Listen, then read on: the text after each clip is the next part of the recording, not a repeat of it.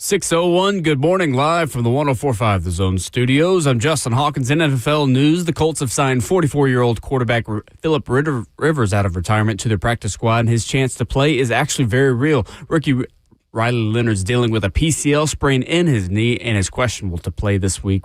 Rivers last played in the league in 2020 with the Colts and is also a semifinalist for the Hall of Fame class of 2026. Bengals star edge rusher Trey Henderson had core muscle surgery yesterday and should fully recover in about 6 weeks, but the surgery does end his 2025 season.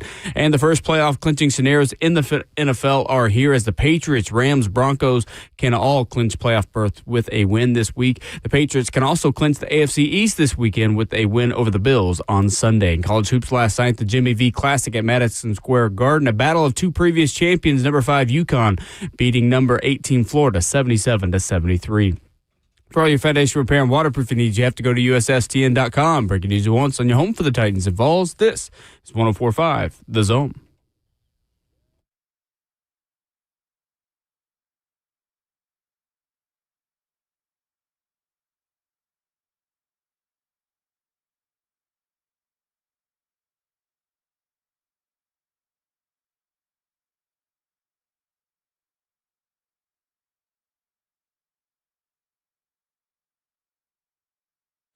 Off and running on your Wednesday morning edition of Ramon and Will. Good morning. Welcome in on a brisk yet tolerable Wednesday morning in Nashville, Tennessee. He is the 11-year NFL veteran involved for life, all network analyst Ramon Foster. Justin Hawkins will spin the hits. I'm Will Bowling, 615-737-1045. We look ahead to Week 15 in the NFL this morning. Take a look at a key area for the Titans to improve in the Cam Ward category and in the non-Cam Ward category, because the final 4 games are about Cam. But what other areas, like the run game last week? What's the next one? Or is it just more of that? Take a look at the right defensive coordinator options for Tennessee. We'll talk with Rhett Bryan at 9 a.m. And we'll take your comments as well. F&M Bank Chat open, Facebook Live, YouTube, Twitter, or Twitch. Good morning, Ramon Foster. Hey, what up, Will, man? Good morning, man. You are right. It's brisk this morning. I came out of my garage and I'm looking around just like, why is the wind so high right now? I heard bushes, like the leaves on it rustling around and everything. I already had that little jump scare yesterday. My entire day yesterday was just thrown completely off. And it started with the attire that I chose to wear to work, man. Shorts. I look back because we put a lot of stuff on social media. I look back at the images of me doing the interviews and stuff, man. I had on those. I had a hoodie. I had workout running gear on is what I had. You really did. You were a lot tougher than I am, because I would have been not tolerable had I been in that situation. So kudos to you for braving it out, at least until Slay brought you the big coat. He did bring me the big coat, and I was appreciative of it, man. But I had that situation. It was so much so I had a doctor visit I had to go to yesterday.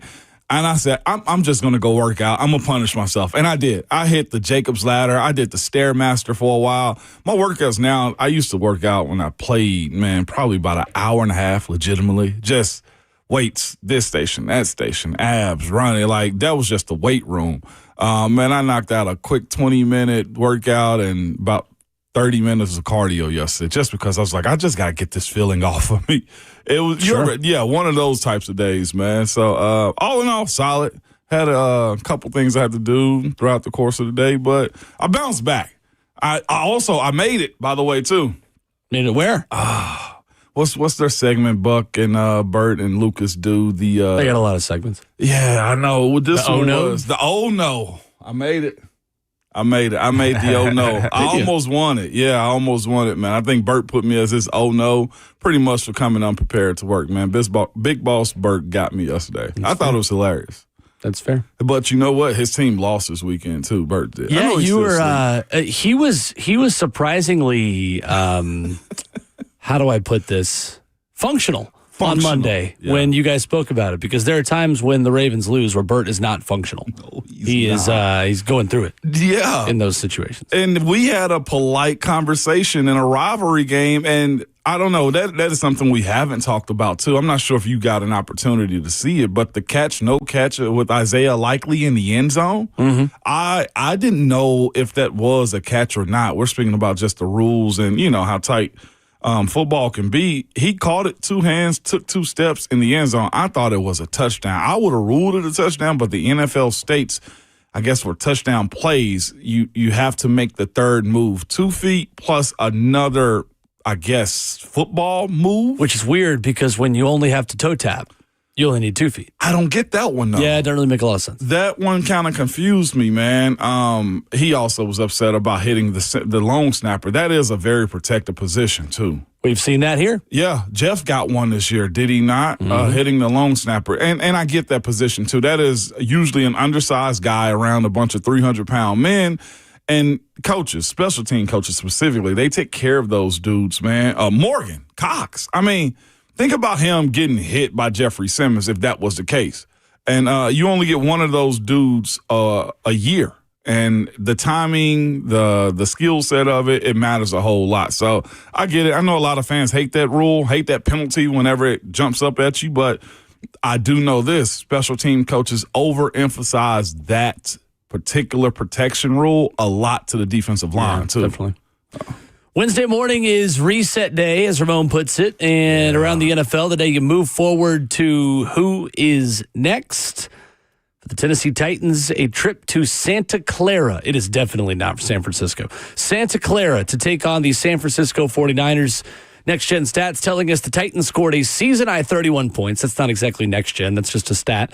In their Week 14 win at Cleveland, that is the first game in 2025 where the Titans had more than 24 points.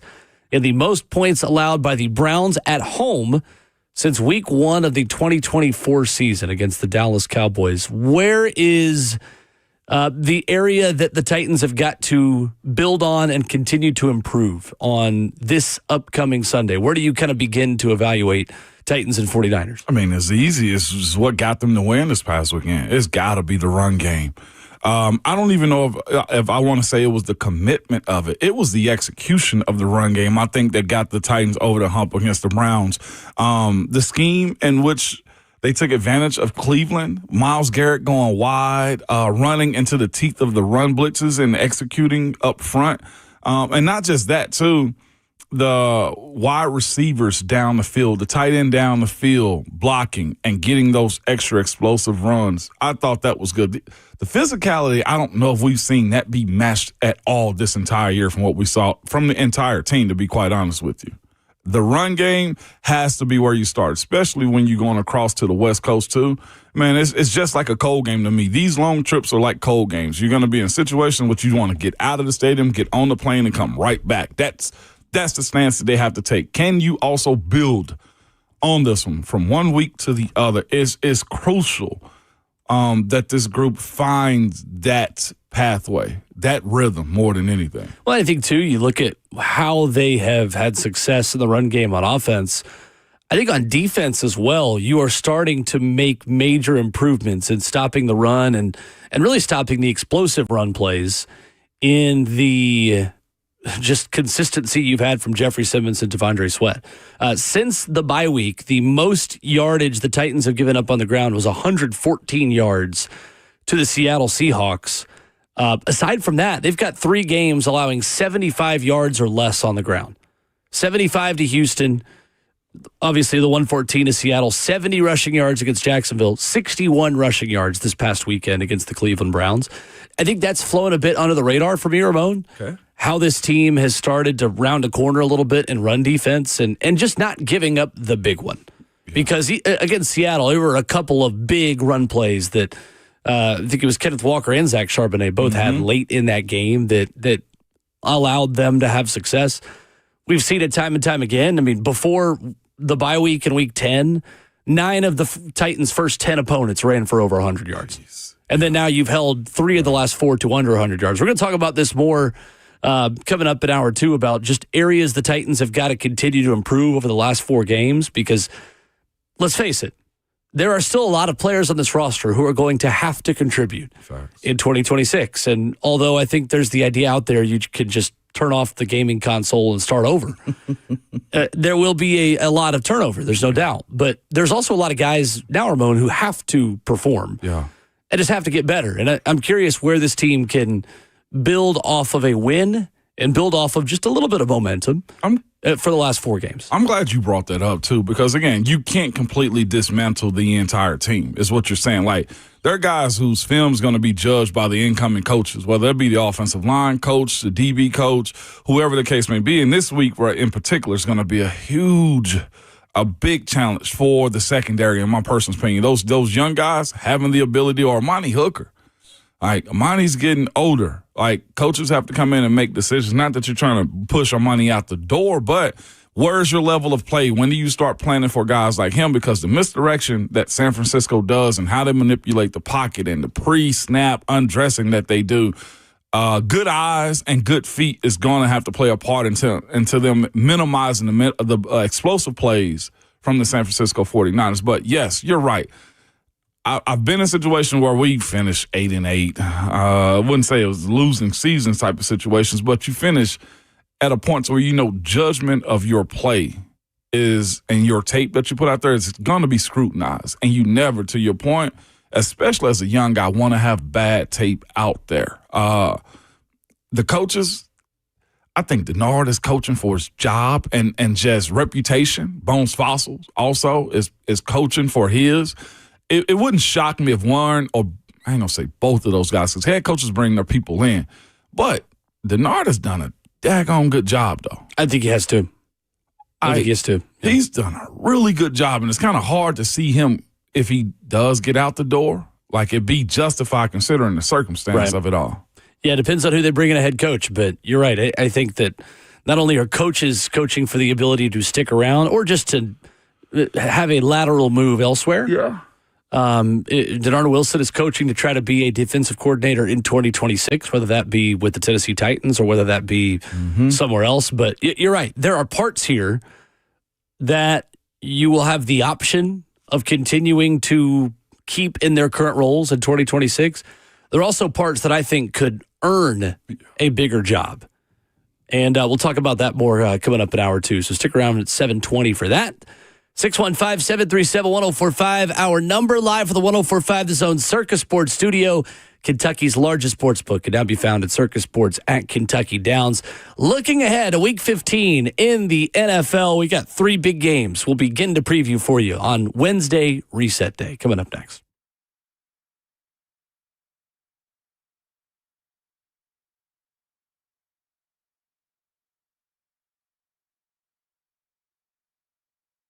Genesis Diamonds really shines this time of the year. The cases are jam-packed with all the best gifts, highest quality at the guaranteed best value prices. Engagement rings, diamond bracelets, eternity bands, earrings, pendants, colored stone jewelry, Rolex watches, and listen, this December at Genesis, you can get the holiday jewelry she wants for 0 down and no interest for 5 years. So you can go big without going broke. Pick any item, spread the payments over 5 years with 0 interest. So that $6,000 ring is just $100 a month. You can do the math. Everything's affordable.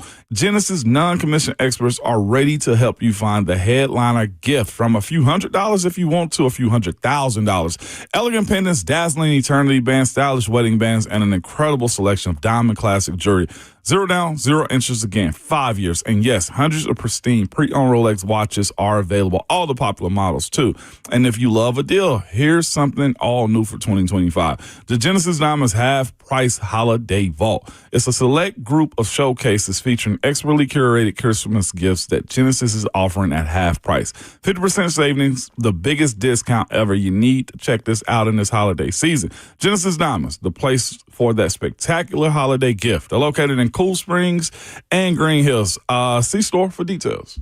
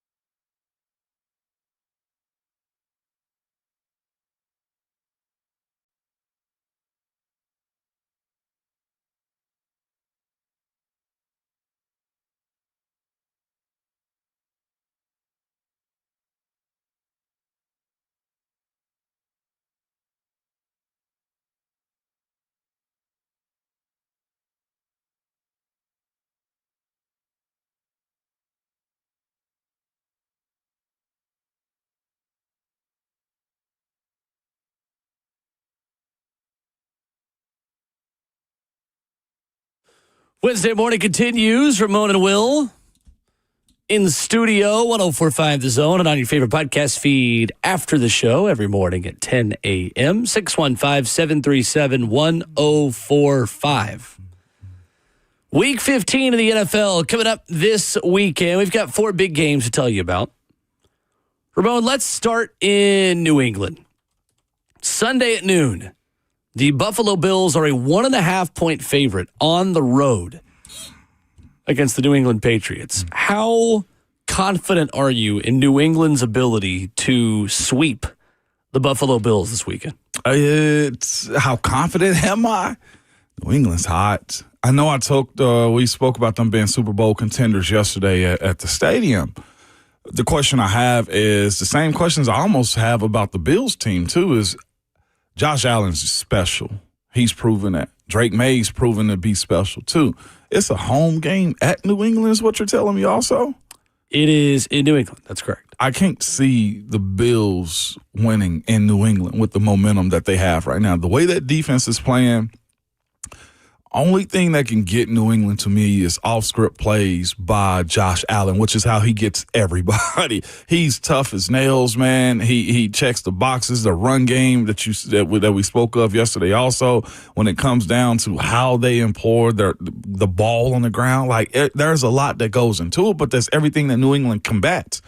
Vrabel's got a defense, man, that's tough up the middle. He's got linebackers that work well side to side, and they're physical as heck. They split hairs on legal, illegal perfectly. They hit you hard. They absolutely run through your face, man, when you watch their tape. And that's where, to me, the Buffalo Bills can have issues with how they're going to play this football game. And not just them, Josh Allen, too. I know it's going to be cold. It's New England. Heck, James Cook going to have to be consistent. They're going to have to hand him the football off. What gets him is the skill players that they have, New England can cover. And they've schemed it up, and they can go toe-to-toe with the best of them as far as scoring.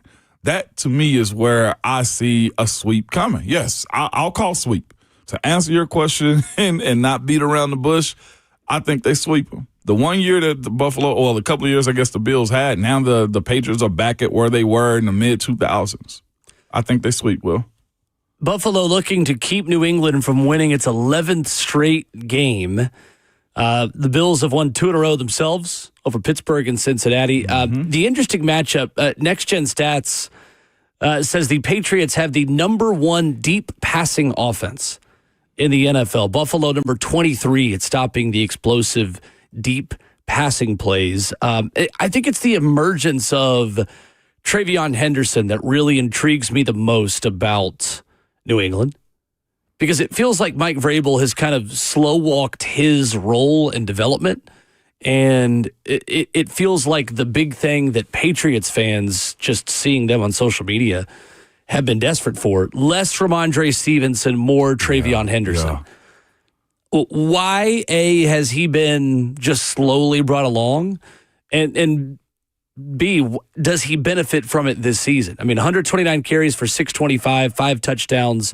I mean, he is the lead back. He is the guy. Ramondre Stevenson. Yeah. No, that was Henderson's stats. Henderson, yeah. Ramondre Stevenson, 101 for 324. But Travion Henderson is coming on a little bit. And I think you look at his ability to take this team to the next level on offense is really interesting. And when you talk about cold weather football, I think it's the question you ask about every team in the NFL in December. It's why we had D. Henber in Nashville for so long. Yeah. How are you built for cold weather? I think that both of these teams are built as cold weather football teams. No doubt about it. You mentioned Travion Henderson. Like the thing with him as being a young guy is probably small, meticulous things that he has to work on, in which Vrabel just continue to use him in those moments right there. He's a rookie. Of course, pass protection is always going to be his thing. The explosiveness that he brings to the game is what sells him to keep putting him in the football game. Also, Ramondre Stevenson had a bit of a fumble issue too. Yes.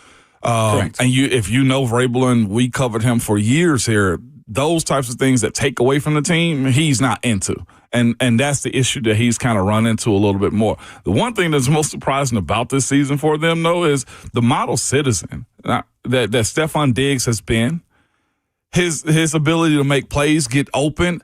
I love a team that's smart, though, too. A smart team that realizes that guy got to get the ball. You watch the New England Patriots game, within the first 3 plays, Stephon Diggs is getting the football in his hand. You're initiating the threat of what he is, and I think that's what Buffalo has to combat, although they got a young and talented defensive front when you look at who they are. But here's what here's what they combat, though, too. So do the New England Patriots. They legitimately spent, and you got to give it to them and how this whole ordeal unfolded. But they spent the right type of money at the right positions, and they got the right amount of youth on their team. Like this team that Vrabel inherited and they helped build up had good bones to it, and they had the right amount of money to go get the players that they need to be in this spot. I'll be honest with you, I'm shocked a little bit with where New England is. Me too. I thought Drake May last year was fine. I didn't know he would take this big of a step going into year 2 also. The downfield accuracy, the movement of the pocket, he's been really, really good. There's just not really much you can critique. And then the players that they're getting just numbers from. Hunter Henry having a real good year himself. The most shocking one to me is Kayshon Boutte. I didn't know what they were going to get. He had the trouble conversation when he came out of LSU. None of that matters with the right coaching and the right team when you surround them. I know New England is been categorized as one of those boring cities where all you can do is football and nothing else really. You can't really go party in Boston because I'm sure you get cussed out. Why aren't you, by the fans when you go to bars and stuff? So sometimes it's like, environment matters, and I think this is Kayshon Boutte's situation in which it matters to him. He's wide receiver 2 behind, behind Stephon Diggs, with Hunter Henry being the real wide receiver 2 and how they throw the football to him. Yeah. This is going to be a good matchup. I'm looking forward to this one. I think it's interesting, too. Like the good quarterback play and the ability to get the ball out quickly mitigates the drop-off of having backup linemen. Yeah. The quarterback has a role in raising the floor of your front 5. Mm-hmm. Patriots are missing 2 starters against the Giants, Will Campbell and Jared Wilson on the left side of the line. And they allowed a 25% pressure rate on Drake May, the second lowest of his career. There is a way to overcome backup linemen having to be in the game. And some quarterbacks can do that. Others have problems with it. Others struggle with it. It's impressive that Drake May so early in his career has learned, at least the last time we saw New England, the ability of getting the ball out quickly and it still being accurate on time and productive enough for that offense to have success. You bring up that point, too, because Will Campbell was knocked for his short arms before he got hurt. His short arms, was he quick enough? And they still took him number 4 overall. I will, to your point, give a lot of credit to their protection. Yeah. I'll give a lot of credit to him, to Will Campbell. But they're getting the football out, and he's not putting them in bad situations. Drake May, that is. I saw Will Campbell as a prospect, as a high-floor prospect. Big time. I think sometimes the Titans over the last 5 years, and this is not really an indictment on this regime because obviously there have been multiple general managers who have made this mistake, but I think the Titans at times, Ramon, get obsessed with the higher ceiling versus who can give me the highest floor. Mm-hmm. And I think you're seeing a New England team that is having a lot of success with some prospects that just, at their worst, are still going to be pretty good, but may not ever be all-pro level. It's too early in Will Campbell's career to define him in any context so far. I mean, he could take a step back. He could take a step forward. He could end up being better. Like, it's early, but I think that's one of the mottos for this offseason. Like, just give me the sure thing. A lot of times when you are building a foundation the way that New England has and the way the Titans will hopefully continue to this upcoming weekend, just give me the sure thing versus the guy that might become an all-pro, but also might be gone in 2-3 years. And then they're sprinkling in also, he doesn't have a whole lot of involvement with their team, but the Kyle Williams, the wide receiver out of Washington State, I think, like his speed, his threats, his ability to work on special teams. Like, you're right. Having 2 rookies, man, play and start on the left side for them is something that I didn't see being successful with a second-year quarterback at all. The Green Bay Packers will visit the Denver Broncos at 3:25 on Sunday. The Packers, another road favorite, home dog here, 2.5-point favorites. Green Bay's won 4 in a row. Denver has also won 10 in a row. Two teams here taking 10-game winning streaks into their home buildings as underdogs, Ramon. And two pretty similar games and context around these. New England, 10-game win streak, 1.5-point underdog against Buffalo. Denver, 10-game win streak, 2.5-point underdog against Green Bay. Who do you have more confidence wins, New England or Denver this weekend? New England. Okay. Yeah. Why not Denver? Bo Nix, to be quite honest with you. Bo Nix and his just lack of involvement from time and his exposure of the football and how he goes about trying to make plays. And just as a player, when the season gets this long too, it's hard to stay focused on the task. I think this is the game in which just they have to, I ain't gonna say they have to lose. You want them to go 15-2. But this is where they got, I feel like, drop a loss before anything else. It's an NFC team. The last 3 games of their season be Jaguars, Kansas City, and the Chargers. They get an opportunity to close out against those 2 divisional opponents right there against the Chargers and Chiefs and possibly win the AFC West. I think Green Bay is a better team. I love the way Jordan Love plays. He got the Aaron Rodgers effect about him. The defense is just as good. And again, the rate in which Michael Parsons is rushing is very problematic for Bo Nix. We go back to week 1 and the other games they've played this season. When Bo Nix is on the move, Bo Nix is not good at all. And there's one particular guy that will do that to him, and that is Michael Parsons. His pressure rate that he had against Michael Parsons, who did they play against? Was it Detroit? No, Chicago. Mm-hmm. Caleb Williams, same conversation, same situation. He was scatterbrained out there, and that's the way I see Bo Nix in these type of situations right here. Unless their run game takes over for them, I don't see them getting out of their own stadium with a dub. I got New England winning that one more than I do Denver. Yeah, so it's an interesting matchup because obviously Vance Joseph is the defensive coordinator for Denver, and as Coach Mack likes to say, and as he did in week 1 when we talked about the Titans and Broncos, Vance Joseph will start blitzing you the second you get off the bus. Green Bay against the pass this season, against the blitz this season, according to Next Gen Stats, has the number 1 pass offense of the NFL. Statistically, the Packers thrive when you blitz them, and Jordan Love is good at finding the opening in the blitz and in the defense.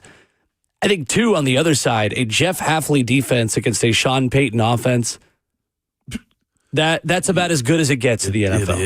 It is. It's going to be a really fun game. It's the game I'm looking forward to the most. Obviously, I'll be in San Francisco, so I won't watch it. But it's the one I'm looking forward to the most to watch back this upcoming week. And I think it is a statement game for either side. Yeah. I think Green Bay can put itself in the Rams tier.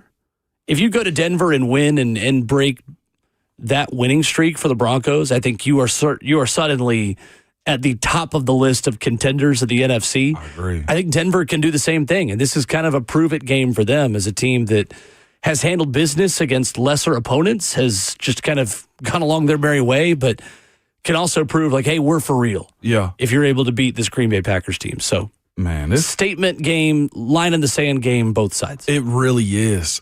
This afternoon slate this Sunday is really good. Whew. Because you also got Lions at Rams. Yeah. At 325. The Rams, a 5.5-point favorite.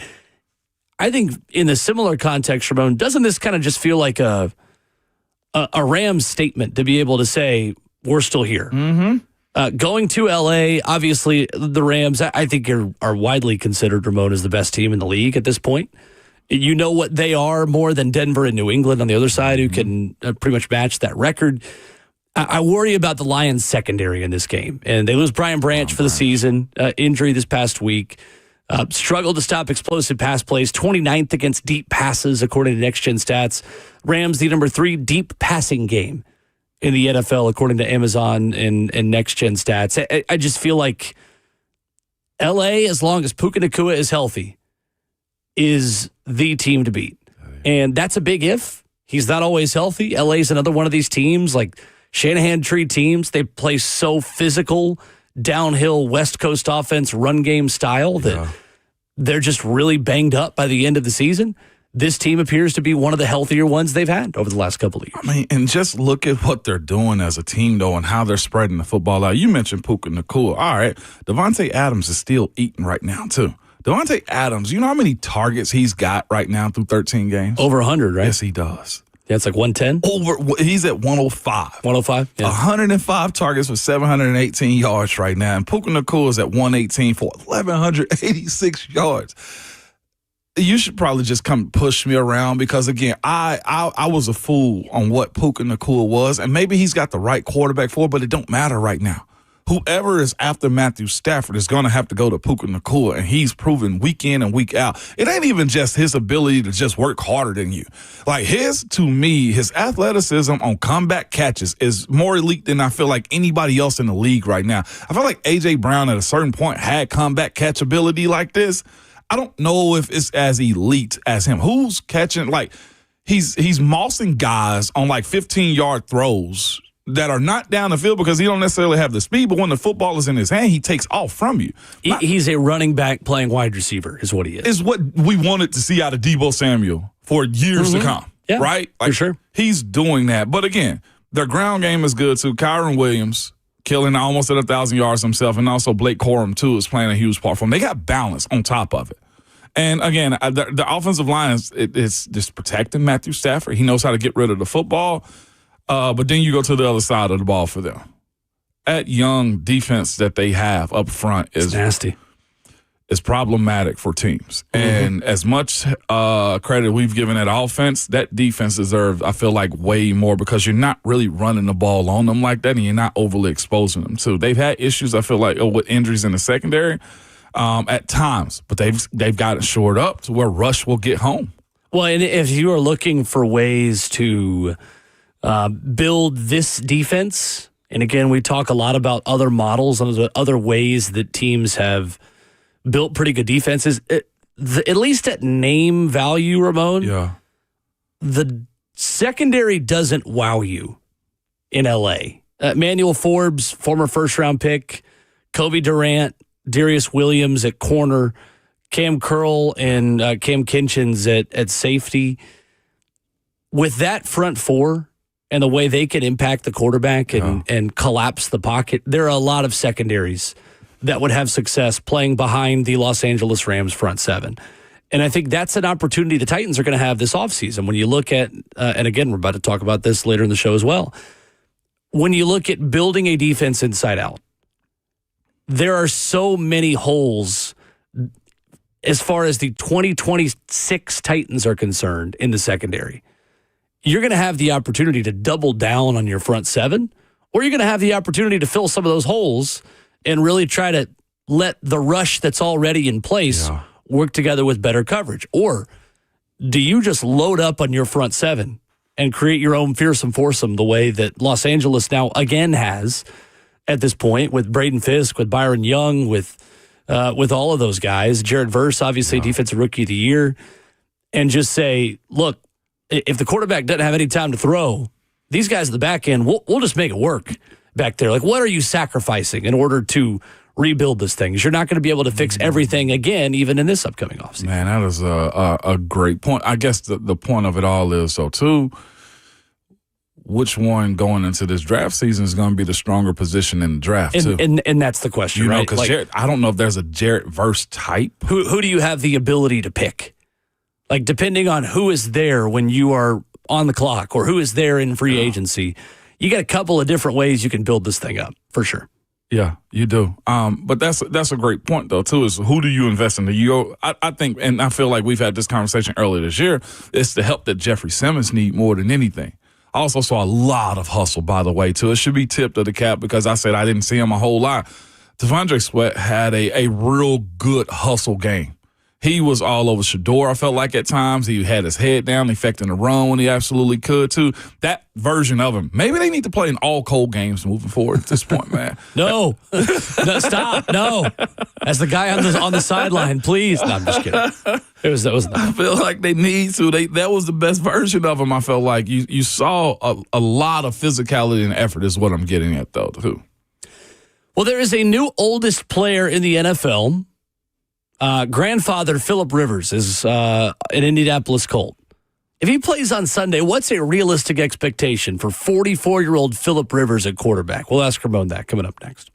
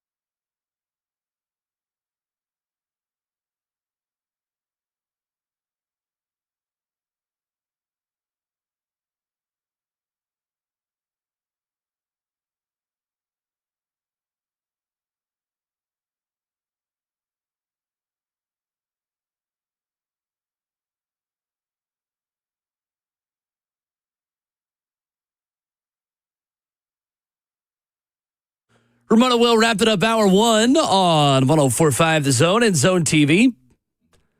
615-737-1045. The hoops last night were terrific. If you weren't tuned in, you should have been. We'll tell you what you missed. Jimmy V Classic, 2 games and 2 great games to tell you about coming up here in 15 minutes. 615-737-1045 if you want to jump in and join us.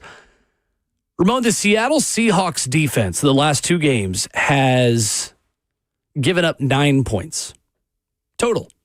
Jeez. They have forced 8 turnovers.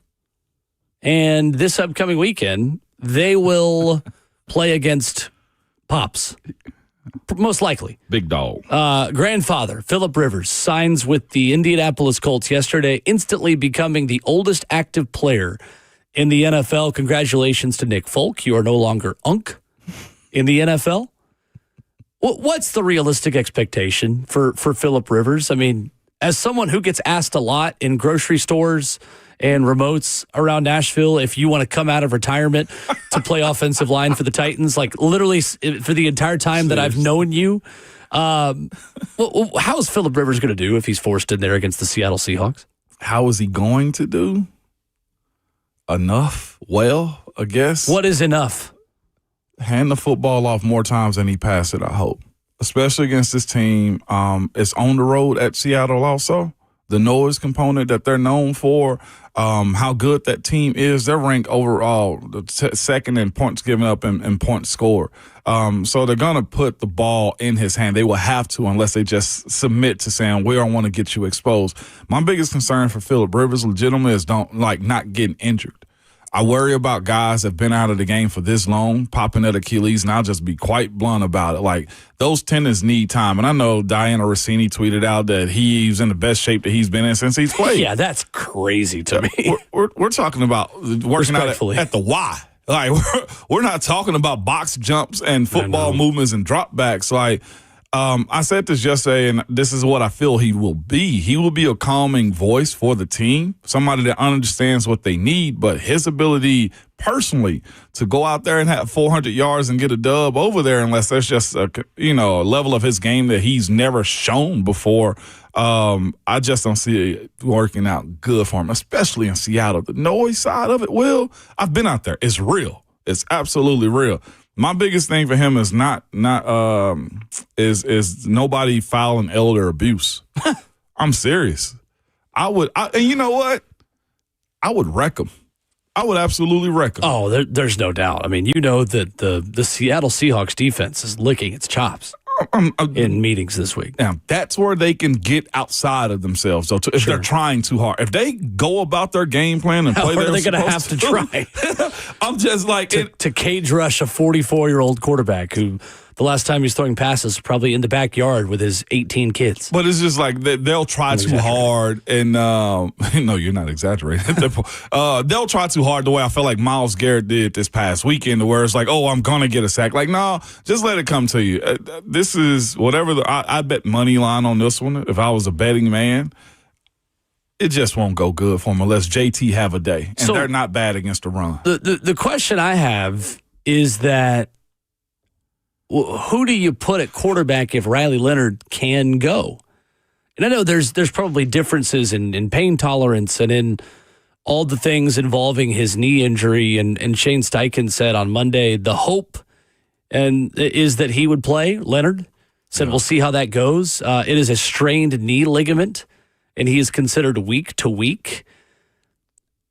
Who gives you the better chance to win at this point? That's the question that Indy's got to ask, because if there is any way that Riley Leonard can go, how do you judge him compared to a guy that's been out of the league since COVID? I mean, the last time Phillip Rivers was playing football, he was probably having to get nose swabs as he walked into the stadium. He was. They were scanning his forehead for his temperature, Ramon, the last time he was playing football. That feels like an eternity ago.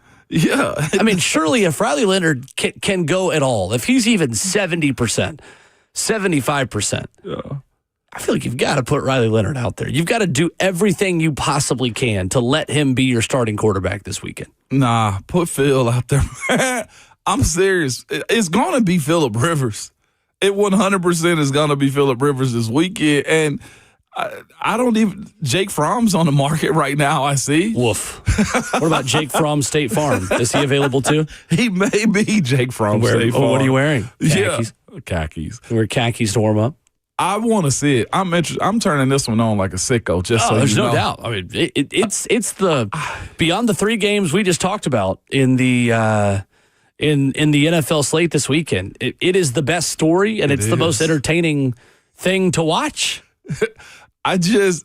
Okay, so I'm 5 years removed now from the game. It's 4 years for Phillip Rivers, 3-4 years, if I'm not mistaken, for him since he's played football. Since COVID, so it's 5. 5 years for him. He too? is eligible. He is a semifinalist for the Hall of Fame this offseason. So the rule is if he takes a snap, then the clock resets. Well, it does. We just got a question about that on YouTube. If he takes a snap, the clock resets on him being a Hall of Famer, and it would take 5 more years for him to be eligible. Somebody brought this up. Where is Ryan Tannehill? Great question. Great question. Is he in the Bahamas? Is he fishing somewhere? Actually, I in Nashville at Cross Point Church, I've seen him. Oh, have you? Yeah. So he may be listening. He's in Nashville still. He should have called Still Ryan. looks very fit. Yeah, I can't believe He should have called Ryan. Yeah, I'm with you. Does a 75% healthy Riley Leonard, that's 23 years old, equate to a 44-year-old Phillip Rivers, who's probably joints creak the moment he starts walking? I feel like maybe a 44% Riley Leonard would be the same as a 44-year-old. I see what you did. I'm going with Phillip Rivers though, and I think it's because they're You trying just want to watch it happen. That's why you were going But with would Riley him. Leonard know You're the just a offense better? sicko. He would know the offense better. I mean, I do Other than think that what you want to it's see? not the knowledge of the offense. It's the knowledge of how to put one foot in front of the other fast enough to avoid All right, Santa. edge rushers. Put one foot in front of the other. I never heard that. What's that from? Oh, no. Santa Claus is coming to town, the old clay figure. Oh, my goodness, guys. It is. I don't know that one. Oh, you're outnumbered on I'm this going to one. give you both a demerit. I'm sorry. You know, like Frosty. I don't the know that old, one, like, Will. the old Yeah, like the 50s. Rudolph and Frosty stuff. The Yeah, clay version of Oh, it. my goodness. Oh, you really into the holiday spirit right now. I would What's bet December 10th? I mean, we should all be. not a betting man anymore at this stage of my life, but I would bet next month's paycheck that Rhett Bryan's storming in the studio in this next break to be like, what the heck's wrong with you? Oh, God, I don't Yeah, know. We need to go to break. Y'all need to look this 3. up. Coming up, hour number 2 Phil of the out program. The hoops last night was terrific. UConn and Florida, BYU and Clemson. Plus, what's your panic level for Tennessee as they get a little bit of off time before hosting Louisville next week? We'll dive into that next. That is a demerit.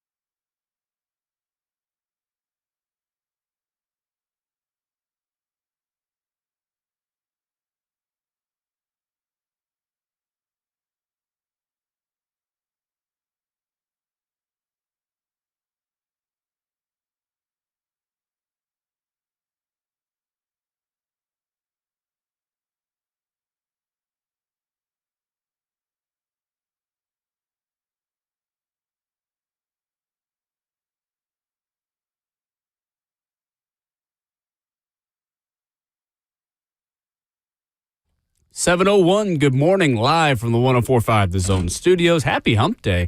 I'm Justin Hawkins. Out of retirement, he comes. The Colts have signed 44-year-old quarterback Philip Rivers to their practice squad, and his chance to play is actually pretty real as rookie quarterback Riley Leonard is dealing with a PCL sprain in his knee and is questionable to play this Sunday. Rivers last played in the league in 2020 with the Colts as a semifinalist for the Hall of Fame class of 2026. Bengal star edge rusher Trey Hendrickson had core muscle surgery yesterday, and he should fully recover in about 6 weeks, but the surgery does end his 2025 season. And the first playoff clinching scenarios in the NFL are here as the Patriots, Rams, and Broncos all can clinch playoff berths with a win this Sunday. And the Patriots can also clinch the AFC East title this weekend if they beat the Bills on Sunday afternoon at 12 o'clock.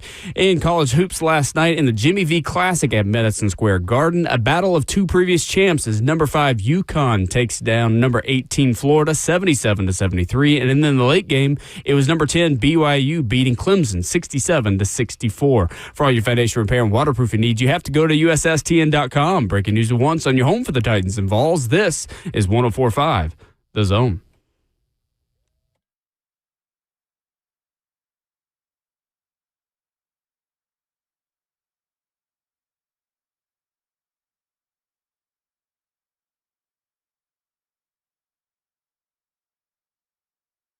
Away we go into hour 2 on this Wednesday morning edition of Ramon and Will. In studio once again, 11-year NFL veteran and Vol Network analyst Ramon Foster. Justin Hawkins, our producer. I'm Will Bowling at Ramon and Will, where you watch, stream, and interact with the show on Twitter. 615-737-1045, the number.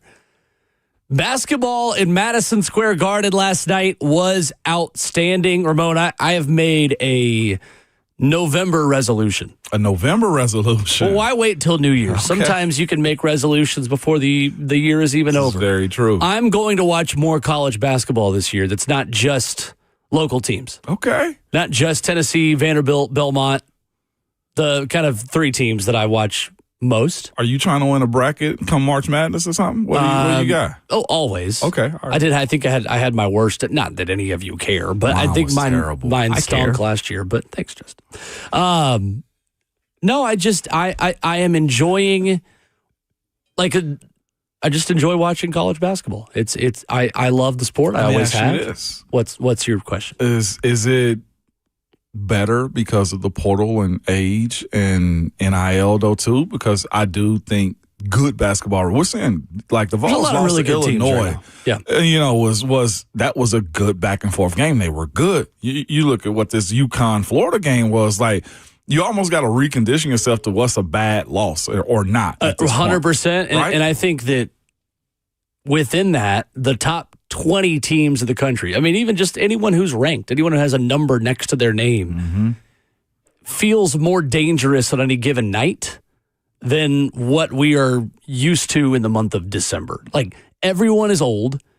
A lot of teams have mid-20s European professional players now, and there is NIL money spread around the sport that, again, kind of like football, like, there are more teams with 1 or 2 legitimate dudes than there has been in the past. There is a bigger impact of that, Ramon, in basketball than there is in football because there are less guys on the court. Obviously, there's 5 of them versus 11 on any given moment, or 22 starters that you have. Like if you get one, but look at Duke for example. Yeah, they won the ACC with it, but like Darian Mensah.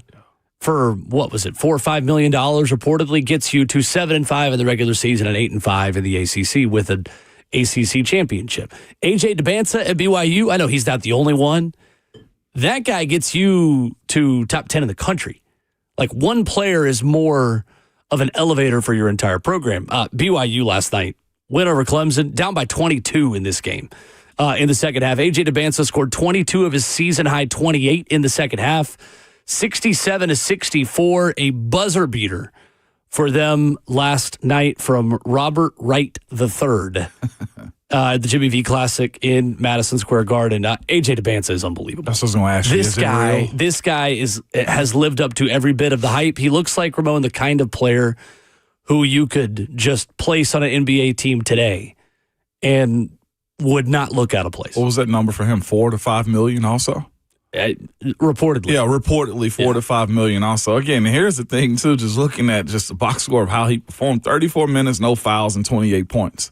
Like, you want to talk about affecting the game. I can't believe Clemson jumped out on him the way they did in the early part of the game. But legitimately, this is what you pay for. I do like this. I honestly don't want the NBA to go back to the allowing them to come out of high school. College basketball is benefiting big time from this. I hope some still choose to go or they get lured in through this private equity stuff right now in college sports. Yeah. But I do hope they get lured in to come to college still. I like the one and done component more than just going straight out of high school. Although you don't want to minimize a guy like AJ Dabanska, though, too. So at one point in this game, Clemson had a 21-0 run. Over the last 6:45 of the first half, they still lost. Jeez. It was 44-22 with 18 and a half minutes to go. The largest second half comeback in BYU history. Then after that, a matchup of the last three national champions, obviously two teams, UConn and Florida.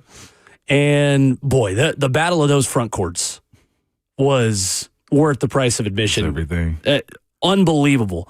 And you talk about Terrace Reed Jr. and Alex Karaban going up against Hauk, Chinyelu, Handlockton, all those guys, and Boogie Fland, obviously the Arkansas transfer coming into Florida. It's going to take them time to figure out what they have in their backcourt and for those guys to learn how to play together. They're 5-4 right now, Florida, but they've got, they're the best 4-loss team maybe like I've ever seen in college basketball in the month of December. Their schedule has been unbelievable. They lose a close one in this game. They lose a very close one at Duke. They shot 42% in this game. They got to figure out how to make just more shots, point blank. But I think the Florida front court, again, Ramon, is the best in the country for a second straight year. They just need their guards to step up. Yeah, and they lost their guard to Kentucky this past year. Denzel Aberdeen. Right. No doubt about it. Florida's front court, as you said, though, too, they're going to be problems for everybody, which is why Tennessee recruited the way they did. Yeah, for sure. And just watching, of course, over the course of the last weekend, Purdue, they're big up front, too. North Carolina got some players. By the way, I figured I'd get a text from you this past weekend on watching Purdue go down the way they did against Iowa State. Oh, my gosh. They got crushed. They got ran. Yeah. They absolutely got ran. Right. I was told by a resident basketball expert, man, that Clemson has a real good team. Don't let that minimize them getting walked down last night. Is this resident basketball expert related to you? Yes, he is. His name was Ron Slade. No, Clemson is absolutely a good team. This is like these. So when we talked to him Friday, I do want to know how do you look at the college basketball season this year? Because, again, you got teams that are losing. You got some that are still undefeated. Shout out to Vanderbilt. I guess they're still undefeated themselves, too. But when you get into SEC play and just the overall breakdown of this season, there won't be a flawless team. There won't be, I think, an apparent best team in the country, especially the way you have the number one team, Purdue, losing the way they did. It was like 28-point loss this past weekend. Yeah. At home, too. Like, legitimately, it's bad. He says Dabanska. Definitely the X factor, most definitely this year. Yeah, Vandy's still 9-0. They go to Memphis next Wednesday. Memphis. Everybody's in a little finals break right now. Yeah. The eventual national champion, Ramon, has appeared in the top 12 of the Week 6 AP poll every year since 03 to 04. This is Week 6. So, history tells us your national champion will be one of these 12 teams. Arizona, Michigan, Duke, Iowa State, UConn, Purdue, Houston, Gonzaga, Michigan State, BYU, Louisville, Alabama. There you go. Congratulations to one of those 12 teams. You are the national champion. I'm being kind of half sarcastic. It is, though, interesting how a trend like that has been consistent for so long. It is a March sport. It is a postseason sport. I think it's fair to say that trends like this are less applicable now, considering how much roster turnover there is and how many more good teams, Ramon, in November and December have 4 or 5 guys, literally 4 or 5 in their starting 5 who have never played together until this season, like more so than even the one and done era at its peak at places like Kentucky. I'm interested to see how much that trend applies to this season and how much teams that are good now continue to be good, or if a team like Tennessee, if a team like Clemson, some of these teams that just have major turnover can figure it out in real time and kind of snap out of funks that they're in this time of year. Because Tennessee basketball right now, Ramon, is in a funk. Yes, it is. With 3 straight losses. And there's a lot of pressure on them against Louisville next week at home. My guy, Cade Phillips, just went down, too, for the year. He's got to have shoulder surgery also.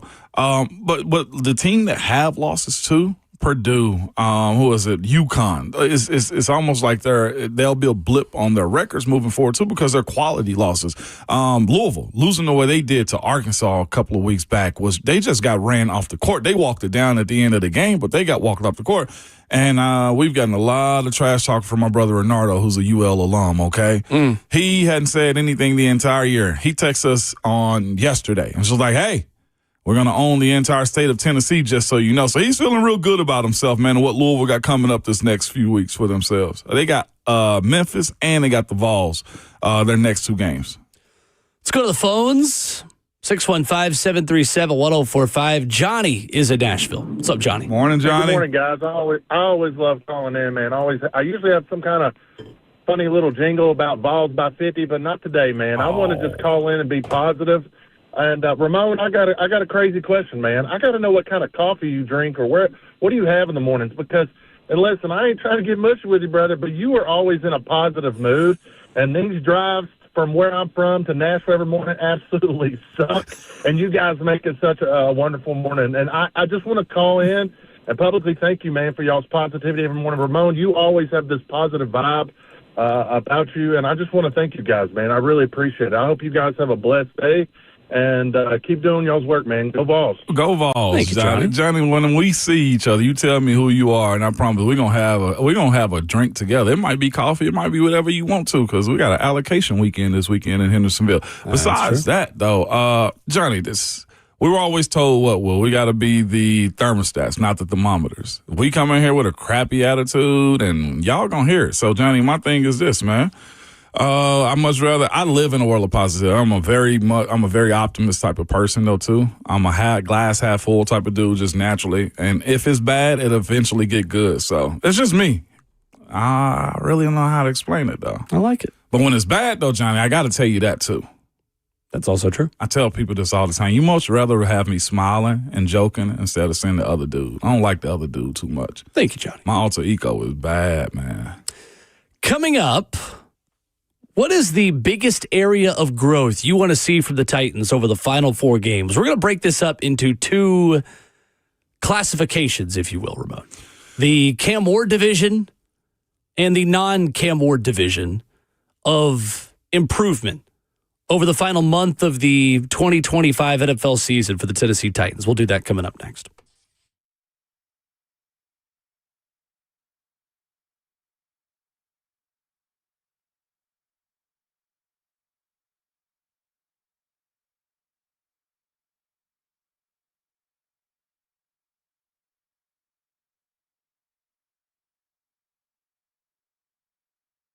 The best financial move you can make this time of year, how about lowering your mortgage rate to 4.99% APR, the lowest rate in years? How about getting up to $500,000 out of your home equity in the process?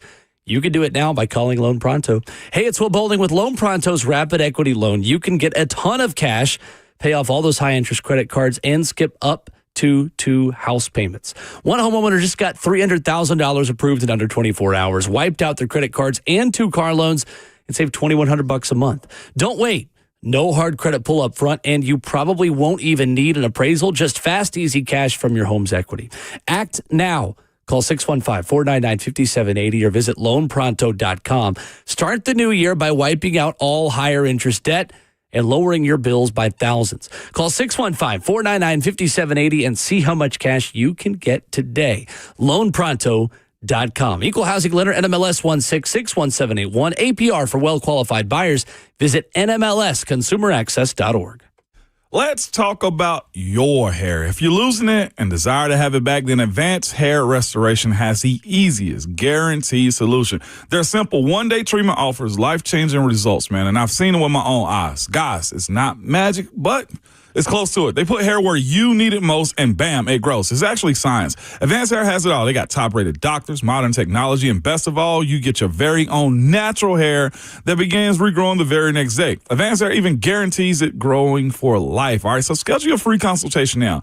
You can call them at 629-348-HAIR. If you qualify, you'll get $250 off and 250 free hair grafts. Advanced Hair has changed tens of thousands of lives, and they are the team I personally recommend. So don't wait. Check out the befores and afters online if you don't believe me. But the number is 629-348-HAIR. Visit their website at advancedhair.com. Hey, it's Will Bowling. Do you have a plumbing issue that's been bothering you at home?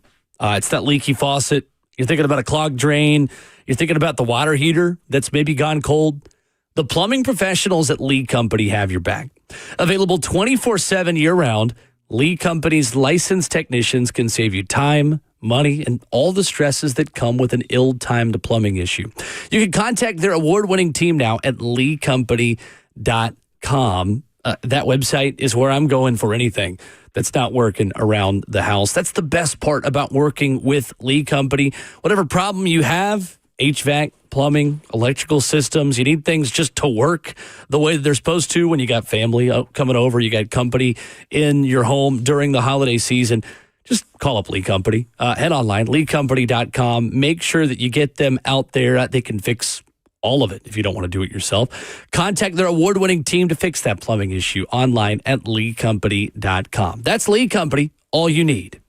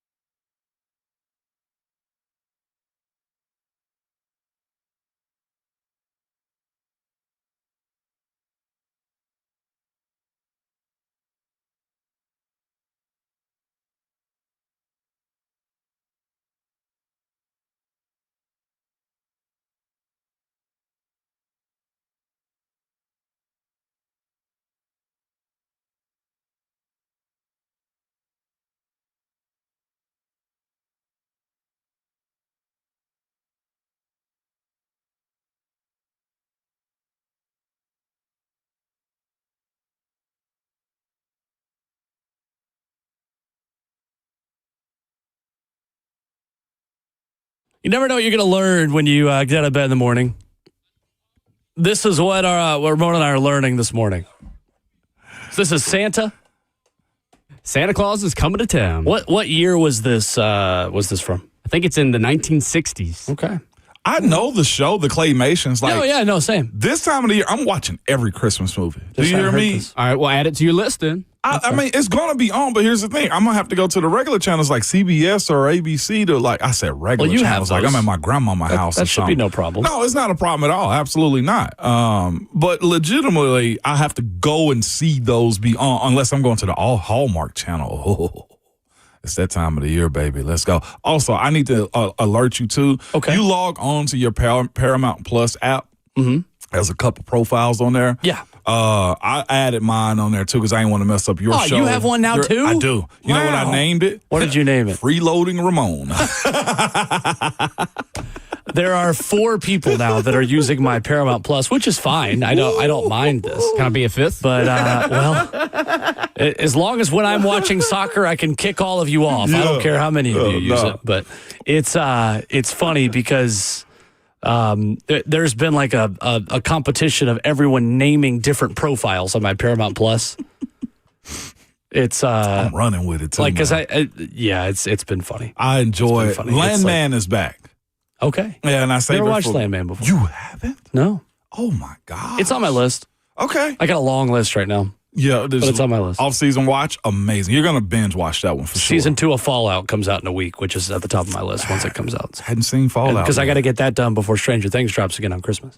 It's before I we go love back to Stranger sports. Things. Like, Is it something to know about me as a human being? I love Stranger Things. Is that good? I love it. To me, partly it's I remember watching it in college. I say that like I'm older than I am, but it's true. Like what you enjoy in college, like is a core memory to you. And I remember watching that like with friends, like in our house, sophomore year of college, junior year of college, like both of them, and loving it. I don't know. It just reminds me of hanging out with my friends in college. So I really like the show. I get that. I'm gonna have to check it out. I heard it was good. I know it's a big. It's definitely gotten scarier over the last 2 seasons. It's gotten stranger. So it one is. might say. I don't do scary movies. Though. It's not scary. I mean, it's still Suspenseful? there's still kids in it. Like it's like I mean, I'm scared of kids now. it's definitely a thriller. Okay, what do you mean, man? I'm scared of them. fair enough. T-Man said it's so good. Stranger Things. Stranger yeah, Things. I love it. I totally love it. I always have since the second season when I caught up on it, and then I just every year. Like I will watch that probably by Boxing Day. Boxing Day is the day after Christmas. Okay, I was about to say, what are you talking about? I knew that. I thought it was the day after New European, Year's, the day before New Year's. No, Boxing Okay. Day is the day after Christmas. I have a challenge for you guys. Kip? On What's that? Saturday, December 13th, while either before or after you're watching the Heisman ceremony, you have to watch the Santa Claus is Coming to Town claymation because on Saturday, December 13th, it becomes 55 years old when the first day it aired, 1970. Okay. Is it really? Yeah. How old will it be? 55? 55 years old. 55. Okay. I'm gonna is your check it out. I've got a flight on Saturday that I can watch it. Perfect. How long is it? It's short. Yeah. Like those old claymation shows might be 32 minutes long. Why I say 32 minutes? They're short is what I just know. It is very specific. I was thinking about commercial breaks and everything else. I also, one before we move forward, it is the holiday season and Christmas. So Home Alone and Home Alone 2 was on last night too. I wish for, and y'all gonna hate me for this, especially you gonna hate me for this, but they showed the scene outside of the house with all the snow. Yeah. And I prayed. I said, "Dear Heavenly Father, all I want for Christmas is snow like that." You know what I'm saying? That's all I want. I just Why want would it I to get just- mad at you for that? Because people hate snow here. I don't mind it. Yeah, no, but not I on want a Christmas. white Christmas. I want the whitest Christmas snow is great. No ice. Any other time, it's Yeah, just no kind of a ice. nuisance. It's the ice. I'm with you. No ice. And this year Christmas falls on a weekend, so you ain't got to go nowhere. If it's going to be cold in Tennessee, it's got to snow. Otherwise, get away. No ice. That's all I ask. All day long in the snow. No Tender ice. Tennessee Christmas is the only Christmas for me. That's all we're looking for. What's our first one without Shout our out boy Amy Zeus Grant. too, man? Dang. How long is your flight to California? Hours. So I'm doing that one Friday. I guess I hadn't talked about this yet, but I'm going to San Diego Friday to do a broadcast out there, and then I'm going San Diego to San Francisco to meet the team there. The movie is 51 That's minutes. it's okay. That's an hour and a half flight There you from go. San Perfect. Diego to really San Jose because that's closer to where the 49er Stadium is than Yeah. San Francisco. Are you hearing him right now? Yeah. He's saying perfect. Why are we? Do you have a cat back there? Perfect. What? You haven't heard him say perfect the way he said it. He's not just saying perfect. It's perfect. What's going on with you, Hawk? Sound like an evil. You okay? You sound like a villain. Perfect. I don't even have a response to that. I hate to waterboard you, Hawk. We'll figure out what's going on back okay. there. Moving on from the Ice holiday board. spirit. With Ice how cold board. it's been. That would be worse. Is that perfect? There's no way for me. Whoa. There's no way for me to transition this clearly. There's your purr. So, what is the perfect area of growth you want to see? It didn't work from the Titans over the final 4 games. Let's put this, Ramon, in the Cam Ward context of him growing over the last 4 games, and then everyone else. Because obviously, the biggest priority for this team is for Cam Ward to get better over the last 4 games over this 2025 season. For Cam, what is one thing he has got to improve on over these final 4 weeks to set him up for success in 2026? He personally manipulating the pocket either through his legs or getting the football out quick. And I will even say this one is because of him. I would also go, it's easy to go down the field passes and stuff like that, but those balls right there they could be hit or miss. Although the one he could have hit to Chimere Dike was super unique. He should have gotten that one. I would say for him, consistency of the game plan. For the first time all season long, I thought the game plan matched the opponent. Cam's ability to execute it when asked to, matched it, and running. I said everything except him, and I think that's how it has to be also, Will. I don't want Cam to feel like he's got to win it all himself. These last 4 games can be problematic for him. They can really be a challenge for him to get out of it. Once staying focused, the injuries that come along with it, the execution and understanding of the game plan is where he can get better. It was 1 or 2 plays in that Cleveland Browns game to where he had a drop-off across the middle and he was looking down the field. Even my wife kind of pointed that out. She was just like, I think it was Gunner. He was like, he had Gunner Helm right there. Why did he look down the field? Retraining his eyes and expectation per play, Will, is where that comes into play for me. Because if you're telling me they're getting the 3rd and 1 because Cam dumped it off to Chig or Gunner or Chimere who's sitting down somewhere, give it to Tony Pollard, run the football. That to me is the best case scenario for him is getting more plays instead of those 3 and outs. You know, I think the biggest thing you want to see from Cam, I've talked to Mike Borgonzi a lot about this in our pregame conversations on Titans Radio. It's trusting what your eyes are telling you. Yes. Trusting what you see. It feels to me like the biggest thing he's going to have to work on this offseason is continuing to hone in the mechanics and the fundamentals to be more accurate down the field. In the pass that he missed to Chimere Dike, where he overshoots him on the deep crosser in the first half, and just the misses. The interception, the ball kind of floated a little bit, you know? Yeah, and that one too, that's as much mental as it was mechanics and physical, because kind of getting a little bit in the weeds here. Like, so many teams have shown Cam that double mug look where you put a linebacker on each shoulder of the center and you line everybody up right in the line. Double barrel. And the quarterback has got to figure out in real time, who is my back going to block if they are unblocked by the offensive line? Who is blitzing and who is dropping? And so many teams this season, Ramon, against the Titans, knowing the matchup they have at corner versus the Titans receivers without Calvin Ridley as a legitimate one in there, have run a lot of all-out blitzes and said, beat us on the back end, try me. Yep. And we trust that we're going to be able to get there in time. We're going to blitz more than what you have to block, and the ball's going to come out quickly, and it's probably not going to. Well, Jim Schwartz watches the same film, and so in that moment, he drops his 2 linebackers back in coverage. So Cam thinks they're blitzing. Instead, Devin Bush drops back. I think Carson Schwessinger did too on the play. Yeah, he did. They both bailed. And they're in I think a cover 3 on the play, where you've got 2 linebackers sinking back over the middle of the field, just sitting at the sticks waiting. And Cam throws it right to Devin Bush. Like, that ball's going to come out quickly. Cam understands that. That's a part of learning. All right, the processing speed has got to speed up. Like, if those guys are blitzing, where is my escape hatch out of the pocket? What's my check down? Who's hot? Which is something that they've got to decide on every play. Like, who's my hot read? If the ball's got to come out quickly. Or B, if they do drop back, all right, now I have more time than I expected. Where is then, again, the opportunity where I can take the space that's given to me And again, like you said, manipulate the pocket. We asked Steve Palazzolo about this yesterday from the 33rd Team and Check the Mic podcast. I thought he made an excellent point. I think this is a coaching point for Cam that this staff, I would guess, wants to see more from of him because we've seen it more after the bye week. It's using his legs more. I think there's definitely been some improvement over the last few weeks in totality. The Seahawks game, I think everybody agrees that was his best game, not just statistically, just watching him throw for throw. And I know they were down a bunch in the second half, but even just leading some semblance of a comeback and looking more comfortable against such a tough defense, I thought was impressive. So I think we've seen one or two special throws from Cam Ward every single week. So that's, tick that box. That's great. That's a part of his game that we expected to see. I thought throughout the season, I'm back and forth on whether or not teams should do this with a young quarterback in this type of situation, but I thought he needed to use his legs more throughout the season.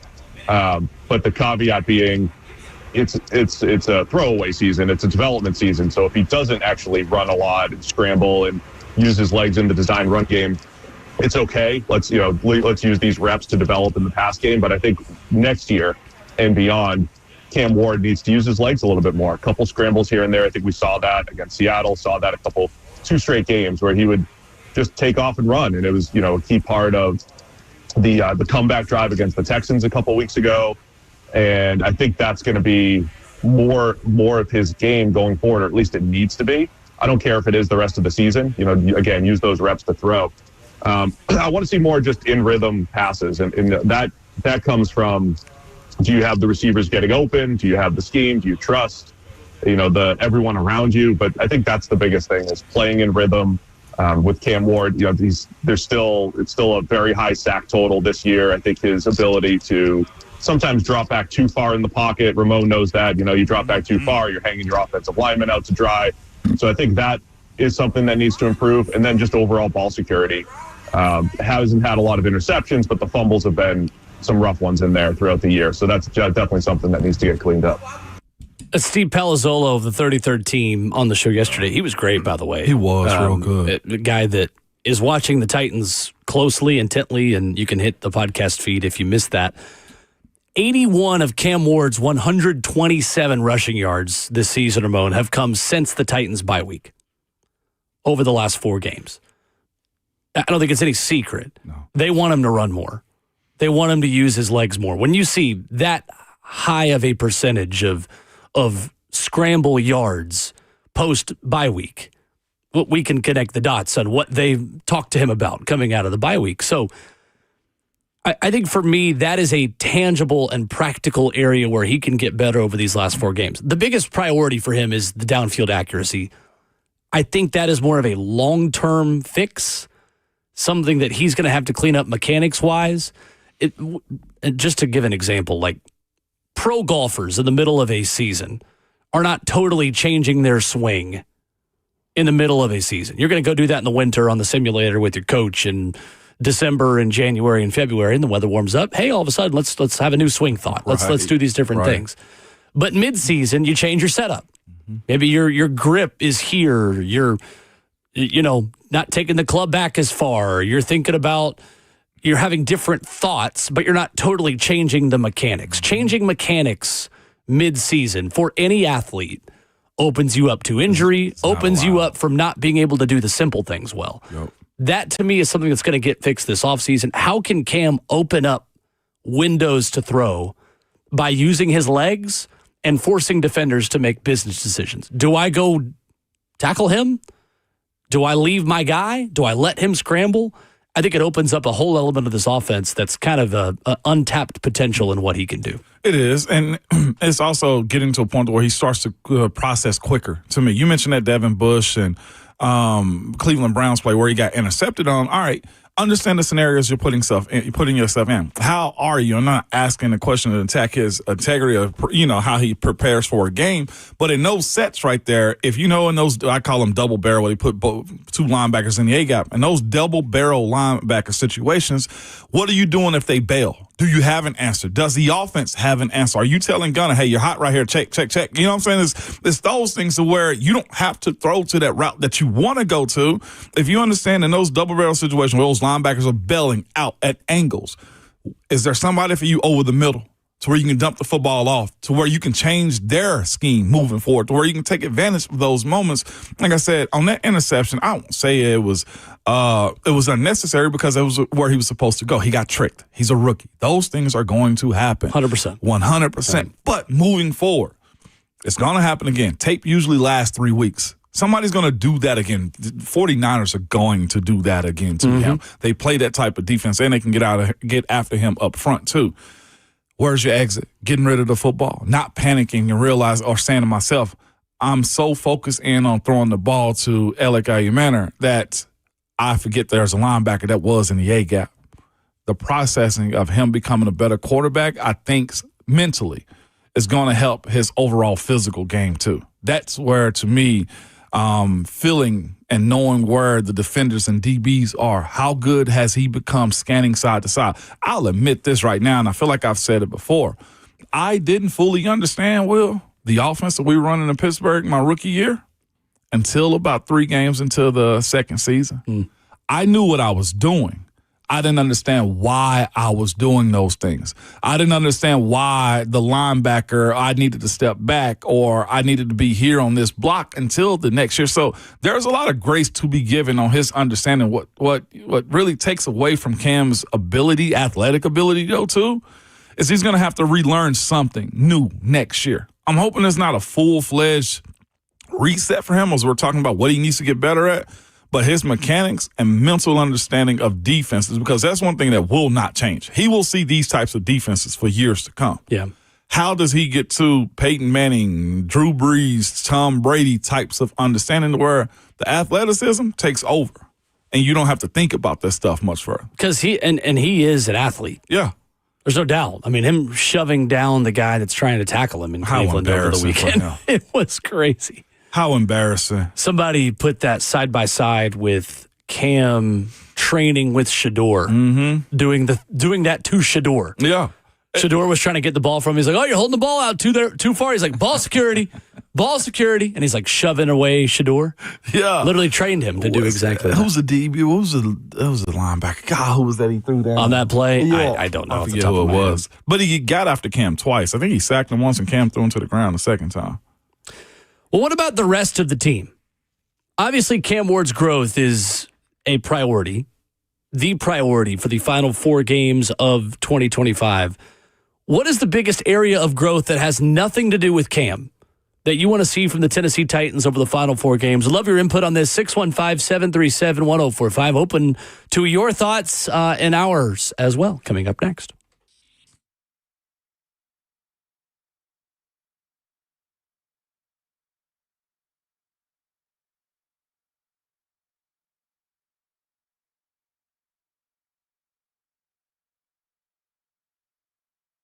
Listen, everybody wants to move to Nashville, whether you are from the West Coast, whether you're from New York. This is a hot city, but that doesn't mean it's easy to sell your home. Hey, it's Will Bowling. I want to tell you about my good friend Bernie Gallerani, who guarantees to sell your home in 30 days or less, or he'll buy it. It is a stressful process.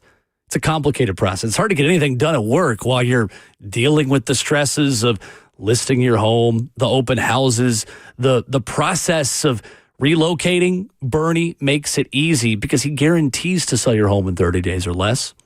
He'll let you out of the contract at any time, or he'll buy your home. Yeah, Bernie is the real estate agent with the 30-day guarantee. Get the peace of mind of Bernie Gallerani Real Estate by calling him, 615-428-2644. I can personally vouch for Bernie's heart for the city of Nashville. He knows Middle Tennessee. He knows the area. He cares about your goals. He's not a big national agent. This is not going to know you, not care about your timeline, not care about the area you're moving in or out of. Check him out online. Learn more about Bernie at BernieGallerani.com. The only real estate agent in Nashville recommended by Barbara Corcoran of Shark Tank. Call him at 615-2644, 615-428-2644, or go online to BernieGallerani.com.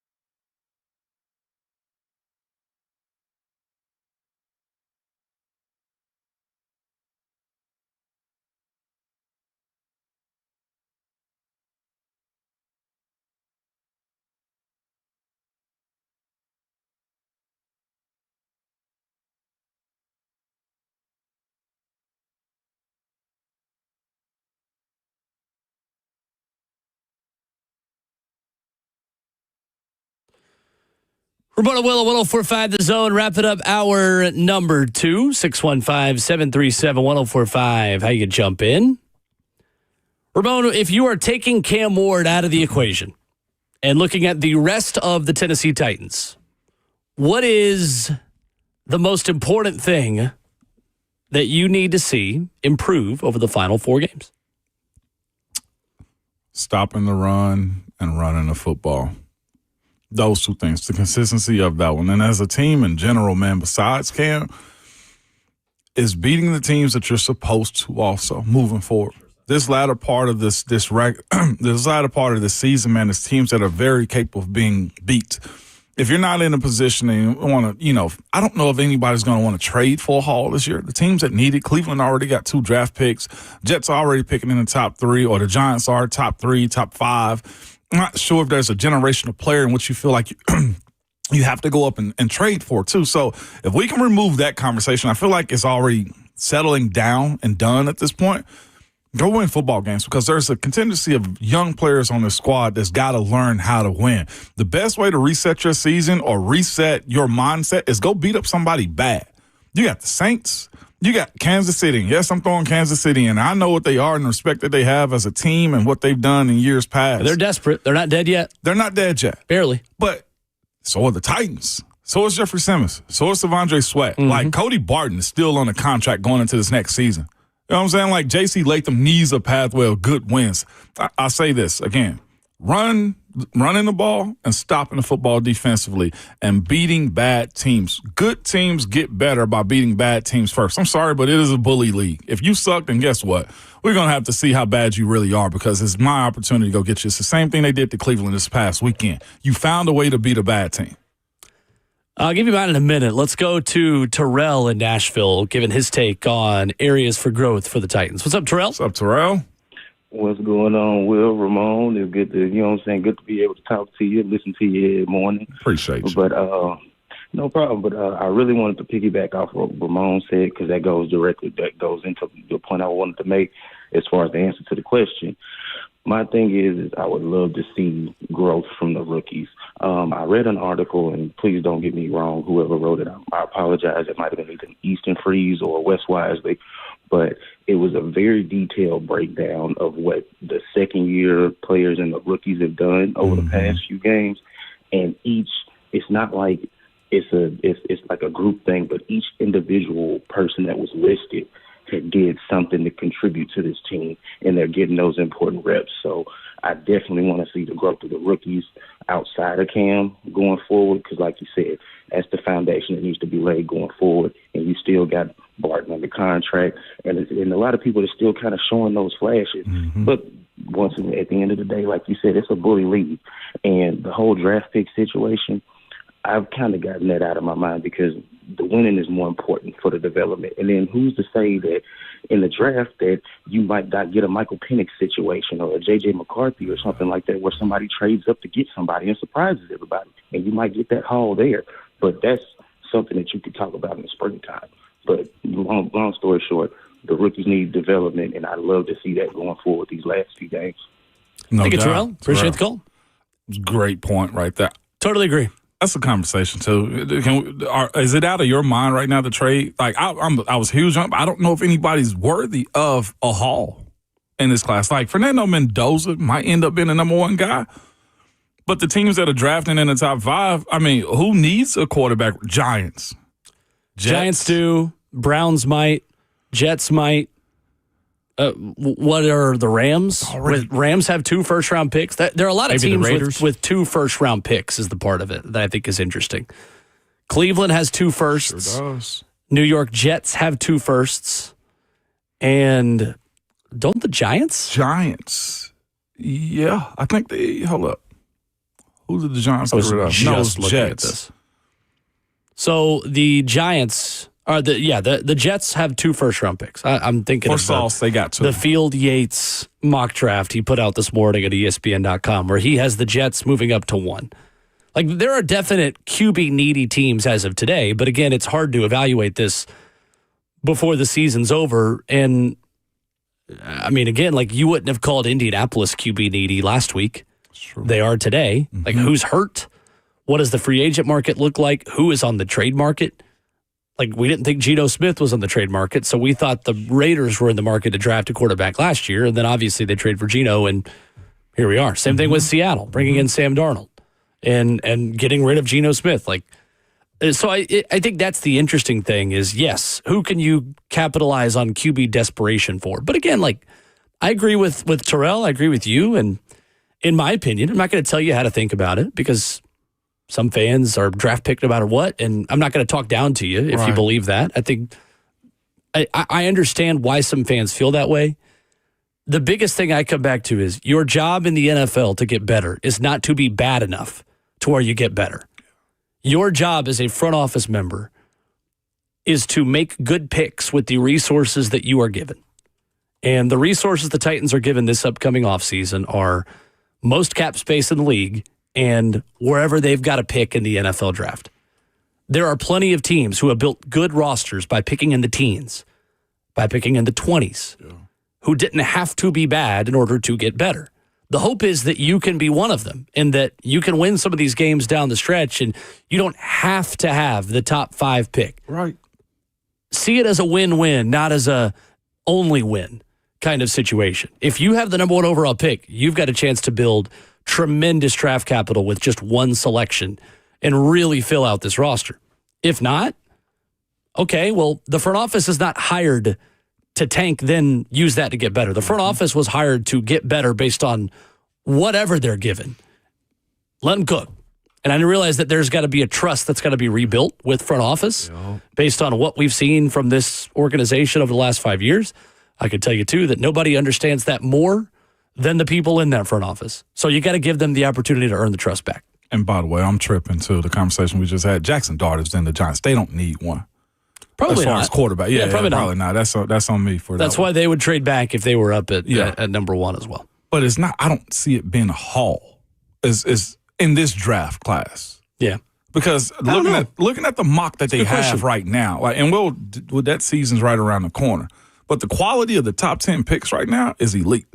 You just brought it up, and I feel like you brought it up on Monday also. The job, Will, is for you to pick the best player for the need of your team. It's to minimize the weaknesses that you have. And if you can just pick one of those dudes that's going to make you incrementally better, just a little bit better for this year, and you get another one in the second and another one in the third. Like, it's the long path. Football puts you so much in the moment. Yeah, that you don't think about, all right, this is a rebuild. We had a hard time saying that here for a while. It's a rebuild. Well, yeah, there's no doubt now. I think for me, the area outside of Cam I want to see get better is at the 2 tackle positions. I think if Dan Moore Jr. and J.C. Latham can build off of some of the good from this season and just be more consistent over this final month, that's a good thing for Cam Ward. It's a good thing for the offense. Unless something changes, Ramon, I expect Dan Moore and J.C. Latham to still be this team's tackles on the left and right side in 2026. I agree. I think there might be change in the interior of the line. We'll see. I don't know that. Obviously, I'm not speaking with any, I'm just connecting the dots. You just know where improvement needs. Yeah, right. Looking at, obviously, 1-year deal with Kevin Zeitler. I think that at tackle, though, the personal development of J.C. Latham is really important. And in the same way that Peter Skoronski, down the stretch in his second season, set himself up for a jump in his third season, which we're watching in real time right now. Dude. I want to see December Peter Skoronski in J.C. Latham. That's less penalties. That's winning one-on-ones. That's maybe not needing as much chip help, which he's getting a lot of, and that's okay. I mean, that's, again, part of it. Mitigating some of the disaster plays by just giving your team and the play that was called in the huddle a chance to be successful. Right. By not getting beat so quickly or having a penalty that negates half of your playbook from being used, I think is important right now for this team. Dan Moore Jr. was given a longer-term deal where a lot of the money is up after 2 seasons. Well, year 2 is next year. And his ability to just continue to improve, for Cam to take away some of the big sacks, I think is critical. critical. You're not going to have a totally new offensive line next year, in my opinion. No. There is one area where I think the Titans are creating a strength. An interesting next-gen stat. There's something we thought was going to be a weakness for the Titans that's turning into a strength. I think it might change a little bit of their offseason plan, to be honest with you, Ramon. We'll talk about that next.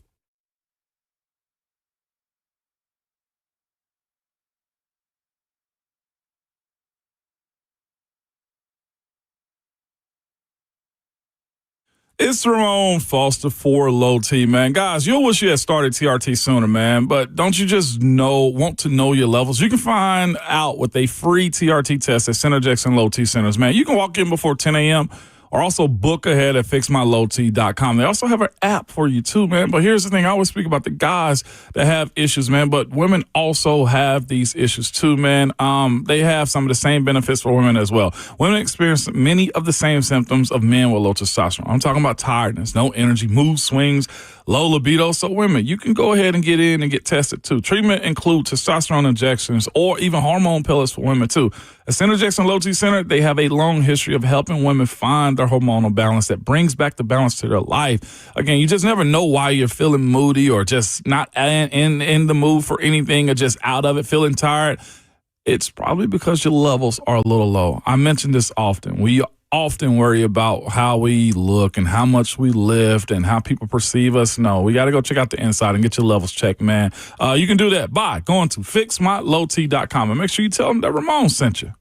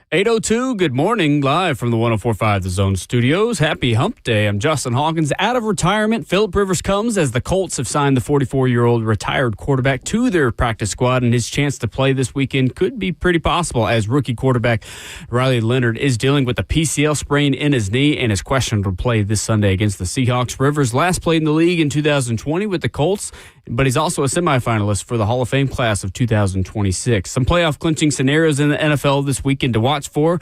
The Patriots, Rams, Broncos can all clinch a playoff berth with a win, and the Patriots can also clinch the AFC East title this weekend with a win over the Buffalo Bills on Sunday.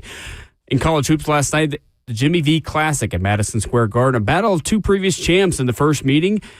Number 5 UConn beats number 18 Florida 77-73, and then the later game, number 10 BYU beat Clemson 67-64. For all your foundation repair and waterproofing needs, you have to go to USSTN.com. Breaking news at once on your home for the Titans and Vols. This is 104.5 The Zone.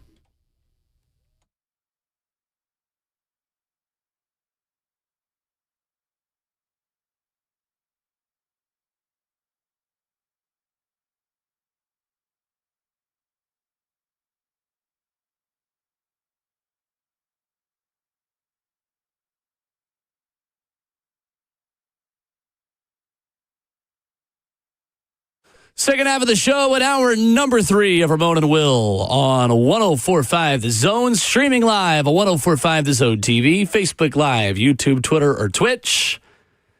Thank you to everyone who came out to Toyfield yesterday at Nissan Stadium. Great day for a great cause. Ramon, I always love going back to The Zone social media after we have seen the field empty. Yeah. Getting there at 6 in the morning and then seeing at the end of 3HL what things looked like. And it was a very giving day from so many of you, so many businesses, a lot of U-Hauls. I stayed for about 30, 45 minutes after the show yesterday just to hang out and see all the U-Hauls and truckfuls of toys coming in. Really, really cool and heartwarming time of year, no doubt, and one of our favorite days of the year at the Zone. So thank you to everyone who helped us out yesterday. No doubt about it. As I was leaving, I saw cars pulling up into the half circle to drop stuff off. You had to get out of it. Shout out to the people also was bringing the toys into the tent that we were at. They were working hard yesterday, man, and it was cold. So appreciate everybody. It was fun. That's always fun. It is because fun. we start off with really nothing there. Mm-hmm. And 3HL closed it out with a full field, man. It's good stuff. It is. So getting ready for Titans and 49ers this weekend. Of course, Titans Radio will be out there in Santa Clara to face the San Francisco 49ers of Santa Clara in San Jose. Kind of like the Los Angeles Angels of Anaheim, but of the NFL. Next Gen Stats, Ramon. The Titans have generated a pressure rate of 35.1% this season. They've gotten pressure 35% of the time of their pass rushes. That's the 14th highest rate in the NFL. I thought this was even more interesting. Following the Titans' Week 10 bye, the Titans have generated pressure on 42% of opposing dropbacks, the third highest rate in the NFL. The 49ers, meanwhile, have allowed a pressure rate of 32.6% on their pass blocks. That's the 12th lowest rate in the league. So you are low-key kind of getting a good pass rush versus offensive line matchup this weekend where the Titans go to Santa Clara. My question for you is, does the end of this season and this pass rush, surprisingly to me, and I think to you and to so many, being better than we expected, does it change the way you prioritize your offseason checklist? Here's what I mean by that. Yeah, explain to me. We have had edge rusher at the top of the list all season. Yeah. Hey, going into the offseason, going into April, going into the draft, you got to get that young premier edge rusher. And they've been trying to address it. Go get Draymond Jones this year. I mean, Arden Key is still here. Like, there's been fixers and buffers to kind of pacify it. To that point, you have Femi Oladejo, who's obviously hurt. Forget about Femi. Who is starting to, I think, make strides before the injury. Hopeful to see him at the end of the year. I don't know if we will. I have no answer on that. I have no knowledge of where that stands. I just know what Mike McCoy's told the media, that he's working to get back, and we'll see. But the Titans traded away Draymond Jones and have the third highest pressure rate in the NFL over the last 4 weeks. They are doing something I think a lot of people thought wasn't possible. They're getting consistent pressure on the quarterback without a premier pass rusher. Right. So disrespect to the guys who are on the team, but they traded away their best pass rusher. How does that change the way you prioritize edge rusher and rebuilding the pass rush this offseason? Or does it at all? I don't think it changed. The need is 3 hot positions, is it not? I think I heard somebody recently say 6. Well, it's just in recruiting. Well, the hot positions are quarterback. Just in football in general or for this team? In football in general. Okay. Quarterback, left tackle, corner, edge rusher. And edge. I think that's those, the big 4. if you were giving me the 4 premium positions in terms of importance, I would start with those 4. I'd probably go wide receiver 1. Wide receiver 1 is 5 in that one also. And you always want a stud, D tackle, or linebacker. Either one, you swap that out. Then you're starting to build out more of the other stuff. Defensively, you got your linebacker. Cedric Gray's proven himself. Cody Barton going to be here. Interior, Jeff could use somebody, but you got Tavondre, and I think Sebastian Joseph Day comes back, right? So I'm just kind of minimizing these. Maybe. You got the quarterback, you're good. You got the left tackle, he's under contract, you're good. It goes right back to what you just said. Yeah, you got to kind of almost prioritize edge again because you like what Jalen Harrell's attempting to do, but Jalen Harrell hadn't been splashy enough to warrant, an opportunity. He moves in front of somebody. You also look at Femi Oladejo. Golly, I forgot about him. And I hate I even have to say that because of injuries and stuff. But it looked like he was making progress. So if you're telling me, all right, you can have a group of young guys, especially if you're picking in the top 5 this year in the NFL draft, and you go and get one of those premier edge rushers, you got a stock of young guys that can grow together. And I think that's been the one thing that this team has been missing, a cluster of players that are having the opportunity to grow and get better and also be effective. Quarterback position is sexy. It really is. But my priority list for this group, this team, has to be, I think, getting after the quarterback. And I know that changes. Wide receiver 1 is always very important, too. But that's such a finicky type of situation because I think learning offense is a little bit of a delayed gratification than watching a guy that's capable of being a rusher from the get-go. You got to learn the offense. You got to transfer yourself depending on what kind of college offense you ran at wide receiver. Do you know how to read the secondary? What's your cohesion like with the quarterback? Can y'all get on the same page? Can you get open in the NFL? With edge rushers, I feel like you have a better opportunity if you pick right. If you pick right and the talent is there and the scheme is there, to see that production kind of help itself, specifically because I look at the defense and say, it's almost more ready, even in the idle position that is in, than what you can do offensively right now. And I say that only because James Pierce Jr. is killing it right now. He's finally figured it out. Yeah, you could find an immediate impact edge rusher. Yeah. That can contribute right away. And the learning curve is less steep than quarterback. Linebackers taken care of. Yeah. Interior D-line is mostly taken care of. It's the edge position I think that you need more effectiveness from, in my personal opinion. I know wide receiver, and that's probably going to be the hottest conversation because Cam. But the best way to help Cam is get the football back. That's what Bo Nix is being able to do. For sure. And you have to go into a draft not pigeonholing yourself into needing one thing. Because you may really need wide receiver, but if you are a product of who you are available to pick, that's when you draft to need like that. That's when you start reaching. That's when you start making picks that aren't for the betterment of your franchise long term and going against what your type is. Again, we're going to talk about the draft a lot, and I try not to do off-season radio in the season because we still got 4 weeks left. But I do think it's interesting because for me, the way this team has gotten pressure without that young, flashy, premier edge rusher changes a little bit of my priority for the offseason. To me, I think it's receiver and corner. Really? That you are looking most at in the first round of the NFL draft. Now, that being said, with where this franchise is in its rebuild, it is most important to just get the best football player regardless of where that guy plays. With the exception of running back, I think you are looking for anything and everything other than quarterback and running back, in my opinion. Because I think you got to build a line for that running back, whoever it is, next year to have more success as well, and that's going to take more time. But unfortunately, we've been saying that for a while. I just think that this defense with a healthy Jeffrey Simmons can afford to spend less resources at edge rusher than most everyone else in the NFL. That's where I'm at. Okay. I think corner is a bigger priority. I think I've changed my mind on that over the course of this season. I'm interested to see over the final 4 weeks how that continues to evolve and change and how this team continues to get pressure on opposing quarterbacks. It is the surprise of the year. If you're talking about the biggest pleasant surprise, Ramon, and I get it, guys. It's been a rough season. It's been a bad season. I'm not going to tell you what it's not. I'm not going to tell you this year's been good. But that one area has been really interesting to me because I didn't think they'd be able to get a lot of pressure on the quarterback, and their plan has worked in order to do that. And I think Denard Wilson deserves a ton of credit for it. Yeah, 100%. He's scheming it up. And for all the fluff, I guess, that's been made, or the fuss that's been made throughout the season about are the guys engaged, you're seeing the effort. Yeah. They don't have the players, in my personal opinion, to actually close it out as consistently as you want.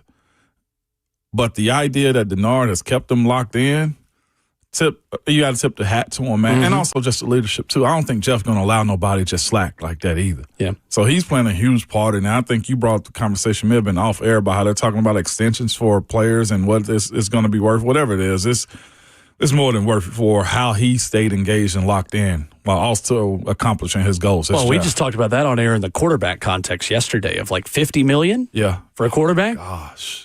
And things like that. Like, it's just, in order to invest in your roster and invest in keeping veterans around, it costs you a lot. It does. Have to overpay.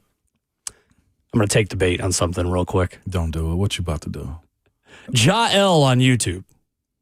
Quote, I have no knowledge. He spells no, K-N-O-W. I have no knowledge is the most honest statement Will has ever made. Jael, buddy, I know a guy that just misspelled a 2-letter word, didn't say I have no knowledge.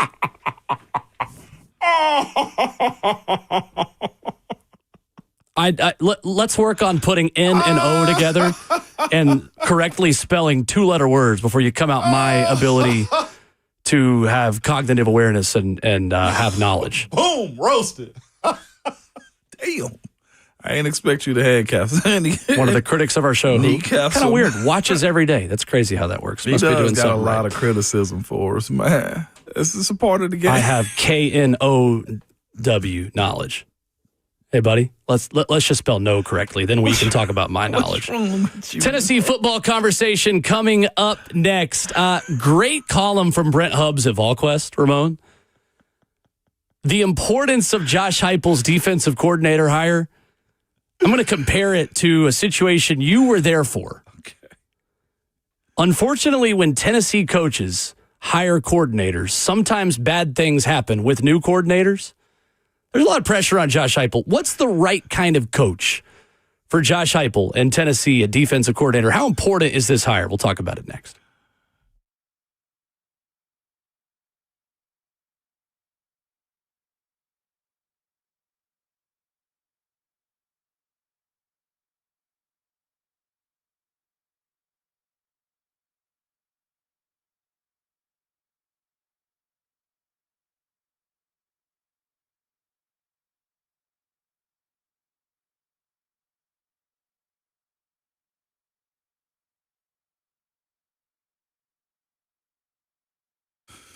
It's Ramon Foster for Hiller Plumbing, Heating, Cooling, and Electrical. Good people, nobody likes dealing with a plumbing, HVAC, or an electrical emergency. Most of the time, listen to me, we don't know what it's going to cost, if it'll get fixed correctly, or if somebody's just trying to sell you something you do not need. But I know this. When you call Hiller, the experts are going to solve your problems quickly. Cool part is, too, usually they'll get you in sooner than they say. At least they've done it time and time again with myself. But the price you're told is also the price that you'll actually pay. There are no hidden fees or surprises when you get your bill, man. They've been in business for over 35 years and are family-owned and operated. Their techs, when they come to your house, you'll see they're very professional, experienced, and trustworthy. And for you, they're all background and drug screened, too. When they're on their way, you'll receive a photo of the tech and a link to track them in real time. So you're not sitting around wasting time for somebody to show up, figuring out when they're going to be there. Their motto is and has always been, happy you'll be or the service is free. They absolutely mean that. If you got an issue with the services they provided or it's not done the way you want it to, they'll fix it or just simply give you your money back. To learn more about Hiller or book like I do, go to happyhiller.com.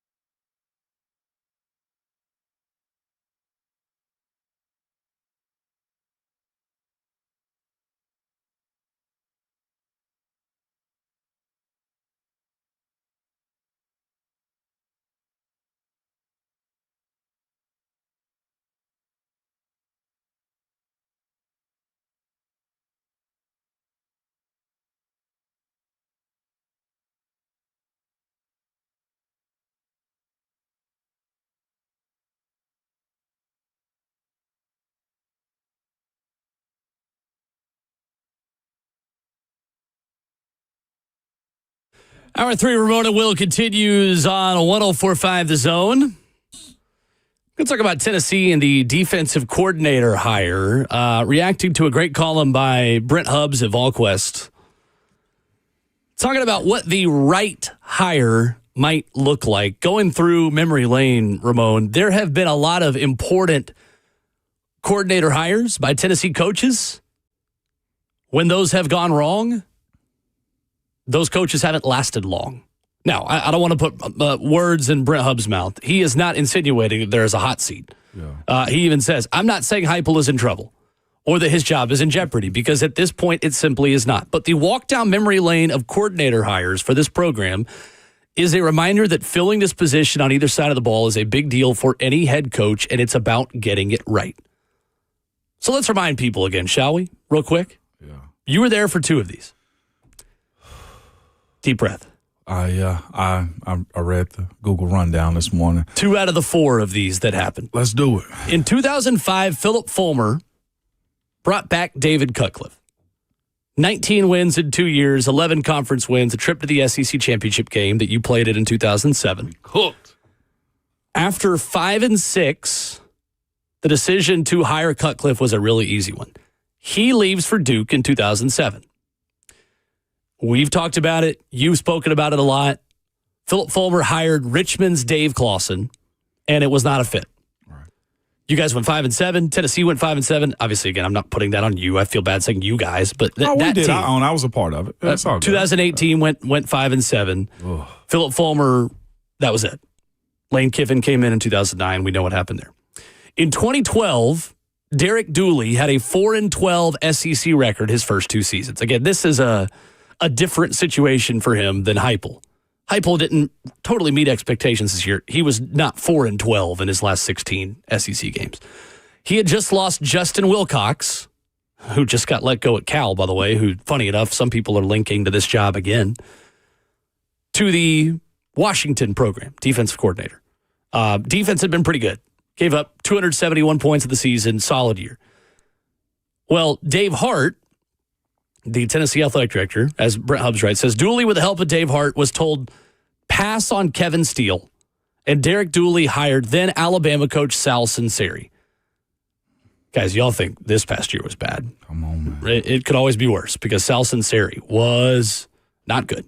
Yep. Gave up 428 points that season. Dooley fired. In steps Butch Jones. Following the 2015 season, Butch Jones fired John Jancic. Go back one more time to that one. In step Butch Jones. I'm still trying to figure out. That's a problem in and of itself. No, like for real, respectfully to Butch, like, and I know he did, what was he at? Cincinnati? I think he did some good stuff at Western Michigan.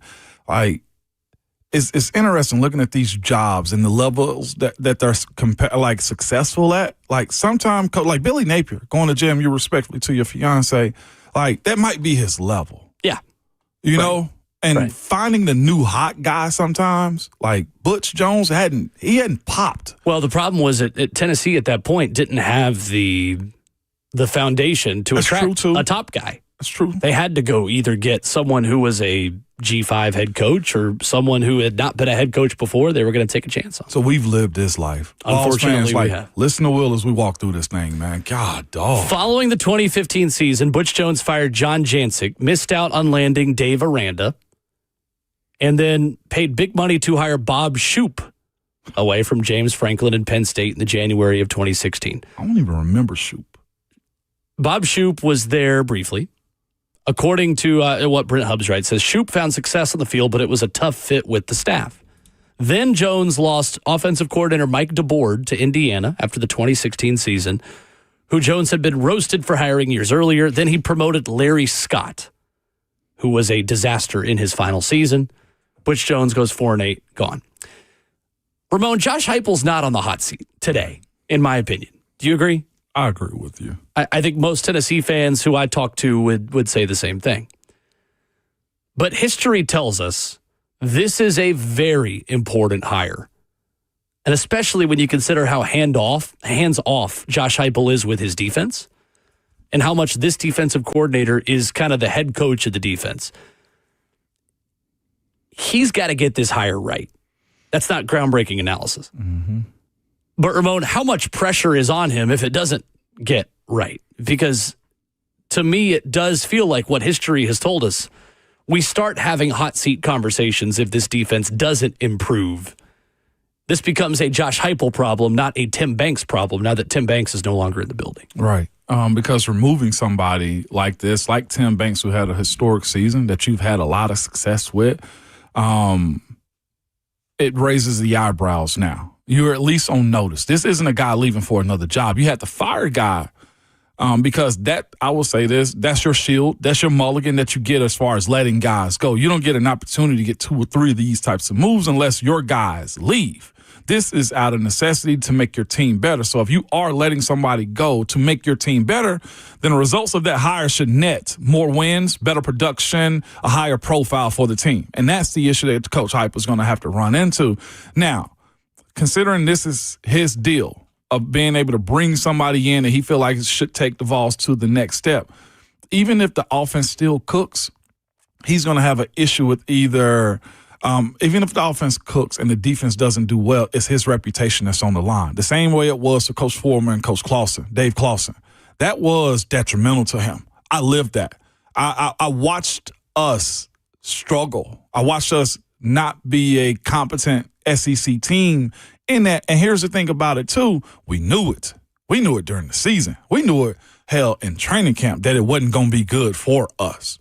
And that's what Coach Heupel has to fight. He's got to get this right. He's got to minimize himself in this and figure out it's not just about my offense. It's about that team on the other side of the ball, the defense. And whether they got to pay the new coordinator $1.5 to $2 million a year for this one to get a premium dude, that to me is where the biggest just decision has to be made.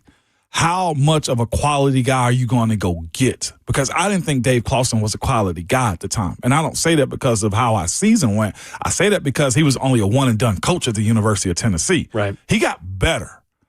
But, yes, it cranks up if that defense takes a nosedive because the same people that wanted Tim Banks fired and let go, and I'm walking through the stadium and go to the post-game interview room, there was a loud contingency to fire Tim Banks. Well, it's done. This is, to me, Heupel's biggest decision that he's going to have in his coaching career, period. Agreed. In the SEC, with the team that's pouring a whole lot of money into this program, too, and you got everything that you need. The biggest issue that Heupel is going to have, and it's a good one to have because he's in his corner, but I got a real strong sense that Danny White knows ball. And I think he's got a good feel for it. I think he'll know when it starts to die out. Danny White's on social media. I don't know how often he checks it or whatever the case may be, but we're loud on social media. Oh, there's no doubt. And he hears it, and he replies back to it from time to time. So he has the understanding of the pulse of the fan base. Yes, he does. Danny White does. This is a crucial hire for him, and I would almost say it's unfair to him, but it almost has to be an immediate jolt of a difference between what Tim Banks has. Now, here's what I will also add to Tim Banks, too. I don't think that's going to be hard to do. The way he went about calling plays and giving guys understanding of the scheme, I don't think it was very deep. So the operation of players and game planning against Georgia, game planning, like if you look at the big marquee wins that the Vols have had, the big three is what I will always call Florida, Georgia, Alabama. We've won those games what way? Shootouts. Yeah, every time. Every time. With the exception of maybe 24 Alabama. That was a little bit of a lower scoring game. Yeah, they because got Tennessee just couldn't hit a deep ball in the first half because Nico kept overthrowing guys. Don't give me that. But it's but this is to that point though too. Like, damn, my brother, what are we doing different? Why can't you get Georgia? And I know Georgia's gotten everybody. Sure. But like you've been good enough offensively. They have been even this year. Right. Like I'm still going back to the Ty Redmond. Like who asked him to press right there? Well, and like the slot fade that London Humphreys catches on fourth down to put Georgia within 2 points of Tennessee. Seriously. The one thing that couldn't happen in that play did. It was as big of an indictment on anything that defense had all year. To me, it felt like Tim Banks struggled to scheme up a good defense when he didn't have two all-SEC corners. Facts. Like he had a season ago in Ricky Gibson and Jermon McCoy. There are a lot of defensive coordinators that would have success with Jermon McCoy locking down a lot of number ones and with the edge rushers that Tennessee had screaming off the edge last season and the guy that looks like a legit first-round pick right now in Atlanta, James Pierce Jr. Mm-hmm. The issue is, like, yes, Tim Banks was dealt a bad hand in 2025. He had his best two corners taken away. He missed two veteran defensive linemen for the first 2 months of the season in David Hobbs and Jackson Moy. But at $2.4 million, you've got to find a way to overcome that. Mm-hmm. You don't get to make excuses like that and still be paid over $2 million as an assistant coach when the numbers are what they are. The numbers did not lie about Tennessee's defense this year. No. It was one of the worst defenses in the SEC. When you are one of the highest paid coordinators in the SEC, that contract, albeit new, makes you even more replaceable because that money makes it easy to upgrade. It does. This was not an attractive defensive coordinator position in 2021. Josh Heupel had to swing and miss a couple of times before he got to Tim Banks. And I say that respectfully to Tim, who I think overall, Ramon, when we look back at the job that Tim Banks did for 5 seasons, was a success at Tennessee. It did not end well. Yep. But overall, Tim Banks can absolutely put Broyles Award, what was it, finalist a season ago? It was. Broyles Award finalist on his resume and say, I got Tennessee to the college football playoff in 2024. Nobody is ever going to take that away from him. But when you have the season you did this year for the amount of money that you are being paid, the profile of this job looks a lot different in 2025 than it did in 2021. Josh Heupel doesn't have to settle for, hey, you're the best I've got. Let's find a solution and figure this out together. Now with the cachet of Tennessee football and where Josh Heupel has helped lift this program to, you could attract a name like Ryan Walters, who's got a comment on it yesterday, and may be the front runner. I think we are still waiting for something to happen. I think it's going to be quick. The way he answered that, and I was just like, yeah, it sounded like your agent been talking. You hadn't talked to him, but your agent has. Ryan Walters said yesterday, I respect them fully, but rumors are just rumors. I've had zero communication with anyone over there about any kind of job that is open there. Ryan Walters, who again took an Illinois defense in 2 seasons from like the 90s and a lot of stats to number 1 in scoring defense a couple of years ago before he was the head coach at Purdue for a cup of coffee. I just feel like, again, without that raise, and if Tim Banks wasn't making what he was, maybe you find a way to make it work. Mm-hmm. But for that amount of money, you've got to expect elite defensive play. Not even just good defensive play, Ramon. Like, on a per-play basis, based on how much your defense is out there, you've got to be top 3 or 4 in the SEC. I think the other part of that is, what are you recruiting to? And how much is this defensive coordinator involved in that? How do you get in a position, Ramon, this upcoming season to where 2 corners could go down and you're not totally vulnerable on the back end? This staff is also, as a whole, got to do a better job of recruiting these defenses to give whoever the new coordinator is depth to work with that Tennessee did not have in the secondary this season. They at least jumped at it this year. I felt like last year they did also. You're seeing guys play Jordan Ross, right? Playing Elijah Herring. Those guys are playing and making plays for you. The decision also helps you a ton. If Arian Carter decides to come back, I think that happens in the next couple of weeks, that type of decision. If you bring him back, you got Jaden Polite. Like, defensively, I will give Heupel credit. Like, I know the premier players that they have brought in, Tristan Keys, the quarterbacks, they have been 5 stars. And I've been begging, I think a lot of this fan base has been too, give me the 5-star D tackle if there is a thing, or the high-rated ones, or the bigger body ones too. Who were we talking? Was it Austin? But the conversation in the SEC right now is teams are winning by going big in the SEC. Well, Texas Tech has won big by buying a front 7 in the transfer portal. There you go.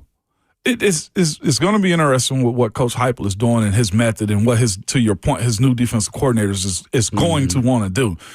So he missed the recruiting class, right? This class coming in, the new DC, whoever that is. He's got to have some flexibility in the portal to go pick his type of guys. He's got to be able to go say, I want this type of D-tackle. I want this safety. I want either this edge player too. I think that should be given. I know the money is there because every university have money despite what they say about budgets and stuff like that. But you're right. Hypo issues what I was going to get to first is, are you going to live this life continually of playing young guys? They're talented, but they're young. They're not as developed. Or are you going to implement more of those the way he did with Wendell Moore this year?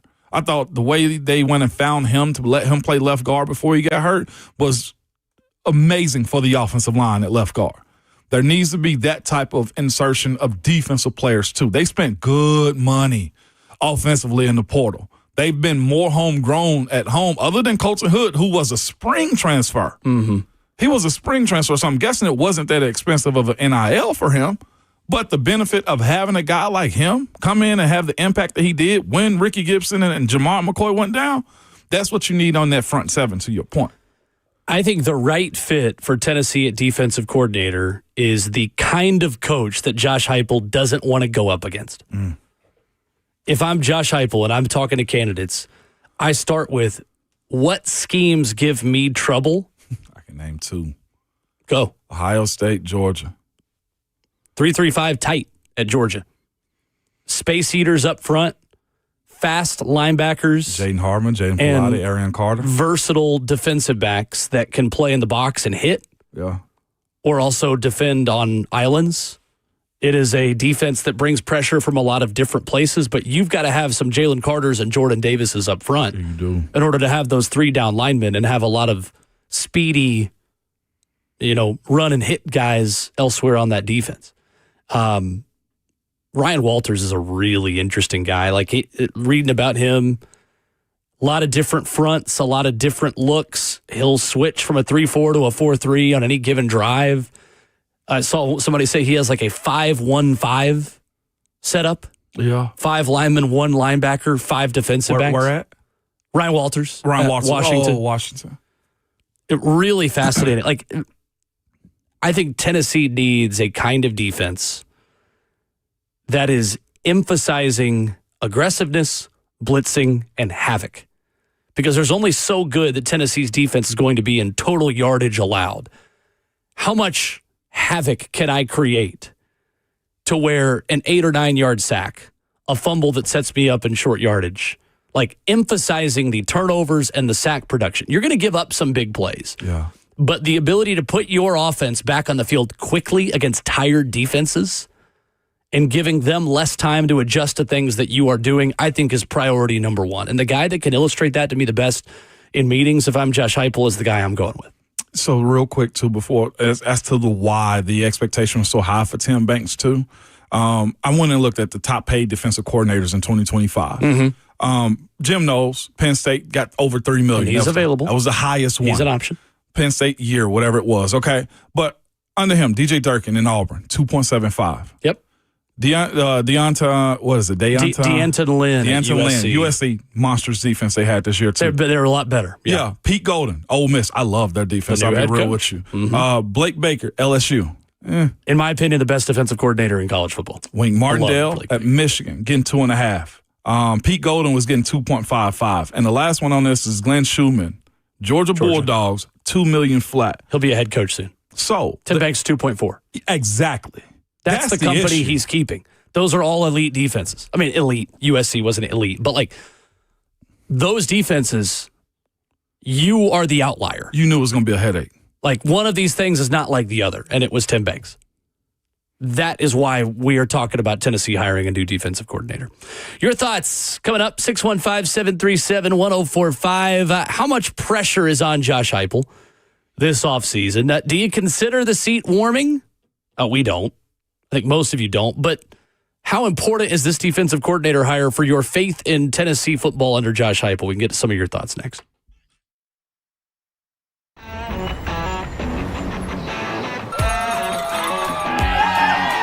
Smashville hockey.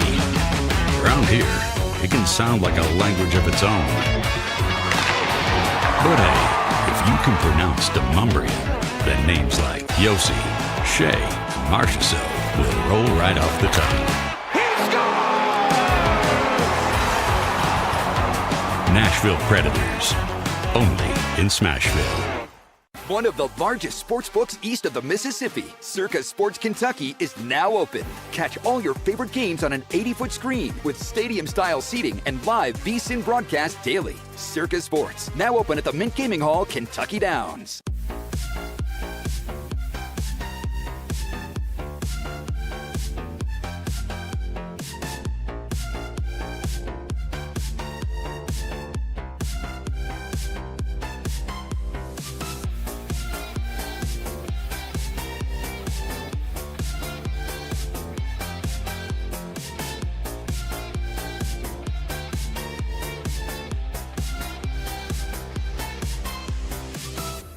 My dad and I used to golf together all the time, but when he hurt his back, it was over.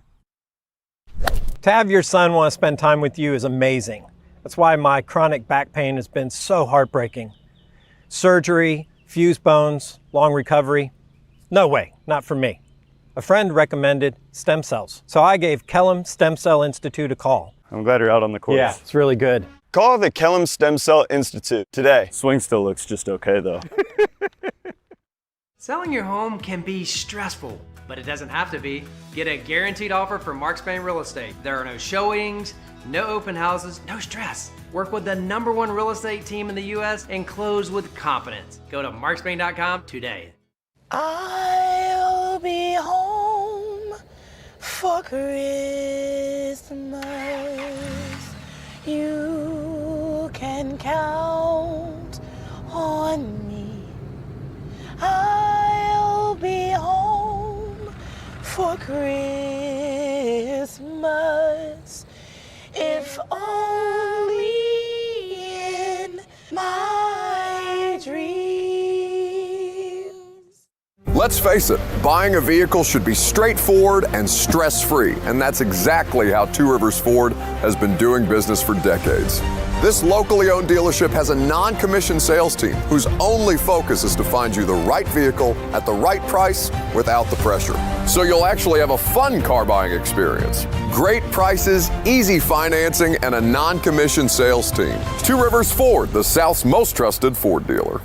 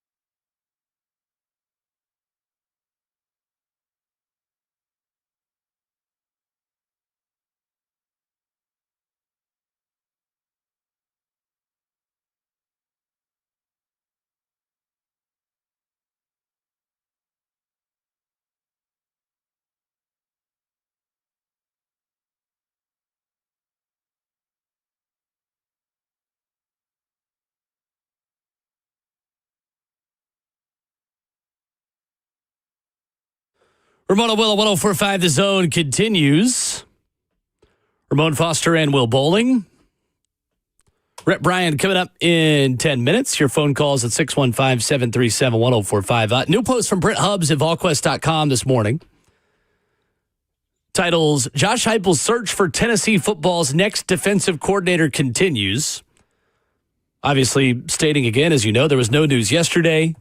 Heupel was scheduled to be with the rest of Tennessee brass in Vegas as John Henderson, congrats to him, by the way, was inducted into the College Football Hall of Fame.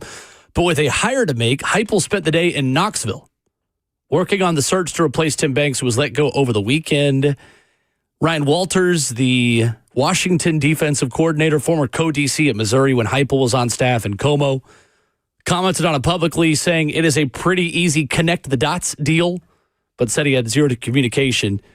Brent Hubbs saying this morning at VolQuest, Tuesday, Walters consistently told people, including Austin Price, that he has had no contact with Tennessee.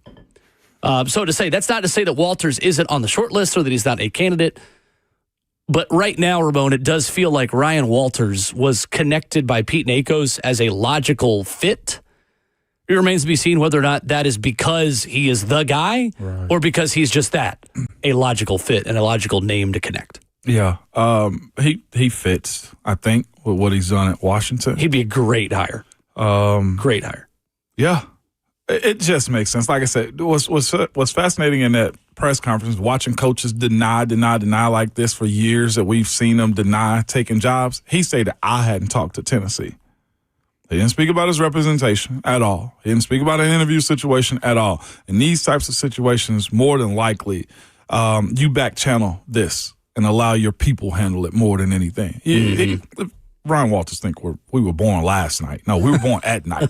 My brother, I get what you're saying, that he's supposed to protect the I guess his players that he's still in contact with day to day and stuff like that, and the job. But he'd lying if he said that. This is a week out now. To me, the exciting thing about Ryan Walters is what he's done at multiple stops, first of all.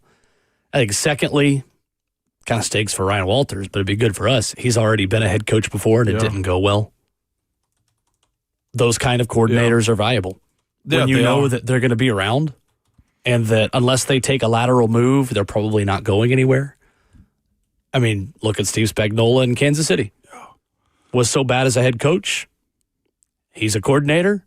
Look at Josh McDaniels in New England. Like, the most valuable coordinators are the ones that you know aren't going to up and leave for a head coach job. And things were so bad for Ryan Walters at Purdue that I don't know if he'd be getting another one of those opportunities at the P4 level. I'm with you. Not for a while, not unless he proves himself, unless he goes down to, respectfully, I say this, a Kennesaw State, a FAU, a FIU. Right, and again, some coaches would rather just be a P4 coordinator, or really Power 2 coordinator, than be a G5 head coach. Not everyone. It just depends on the person. I think this time around, Tennessee's going to need a teacher. Like somebody that gets the SEC, gets game planning, to your point, handling personalities too. Not having to deal with the outside antics, man. And I think if you look at a guy like Ryan Walters, there's numerous other guys that's on this list too that's capable of doing these types of things. But of course, Heupel having a relationship with Ryan Walters does a lot more for him. How about the quote from Troy Aikman on NIL this week? This was interesting. Said about name, image, and likeness and helping fund a roster at his alma mater, UCLA. Said, I gave money to a kid. I won't mention who. I've done it one time at UCLA. Never met the young man. He was there a year. He left after the year. I wrote a sizable check and he went to another school. I didn't even get so much as a thank you note. You're not. So it's one of those deals to where I'm done with NIL. I want to see UCLA be successful, but I'm done with it. Obviously, it's not hard to connect the dots here. He's talking about Dante Moore. That's crazy. Now, Oregon quarterback who's probably going to be the number 2 pick in the 2026 NFL draft, barring a big change. At least as of today. Again, what draft boards in December don't matter, but he's good. I can't wait to hear the commentary when he has to cover one of his Dante Moore's NFL games. Oh, I didn't even think about that. I can't wait when he has to cover one of his games. You're right. How he speaks about him. I ain't gonna lie, I feel, Troy, and to be quite honest with you, that's the conversation where I tell people often about this NIL thing when we're talking about ROI. The pockets close at some point in time. ROI. Like, what am I getting in return? Just wins? What am I like? I gave $1 million to this player and he left, or I gave $1 million to him and we went 6-6. Well, and right, it's not like one thing where a business like Viore, the clothing brand, has had Arch Manning and Livy Dunn. Like, that's probably helped their brands. Like, they're getting something out of it. That ain't got nothing to do with the performance. Right. Yeah. But, like, if I'm just a booster or if I'm just a former player being asked to foot the bill for a football player, what's in it for me? How do I guarantee that guy's even going to be around 2 years? Am I going to get to shake his hand? Do I get to meet him? Are we friends? Do we coming text? over for Christmas? Are we playing golf? Yeah. Like, what do you get out of it other than like, oh, maybe he'll help this team win? Like, Oregon went and got Mekhi Hughes from Tulane, who was supposed to be one of the best NFL draft prospect running backs this year. The guy left the team after 4 games because he had like 10 carries. And that was one of the top, like, most highly paid running backs in the NIL space this past year. Nothing. And I know we're going to have this bigger conversation tomorrow about like this private equity stuff. But this is why, like, I don't care how much money you got. Troy probably worth what, 60 million? Oh, yeah, he's got plenty. 60 plus, probably. He's got plenty. Probably way more than my bad for shorting you right there, Troy. But the point of it is, at some point, I don't care if it's $20. If I'm not seeing something from that 20, right? And I can't. I just throw it out the window. Yeah, at that point. At that point, yeah, that's the point that I'm making. Like, I just throw it out the window. Yeah. Coming up, Rhett Bryan will join us previewing Titans and 49ers, our weekly visit with the executive producer of Titans Radios after this.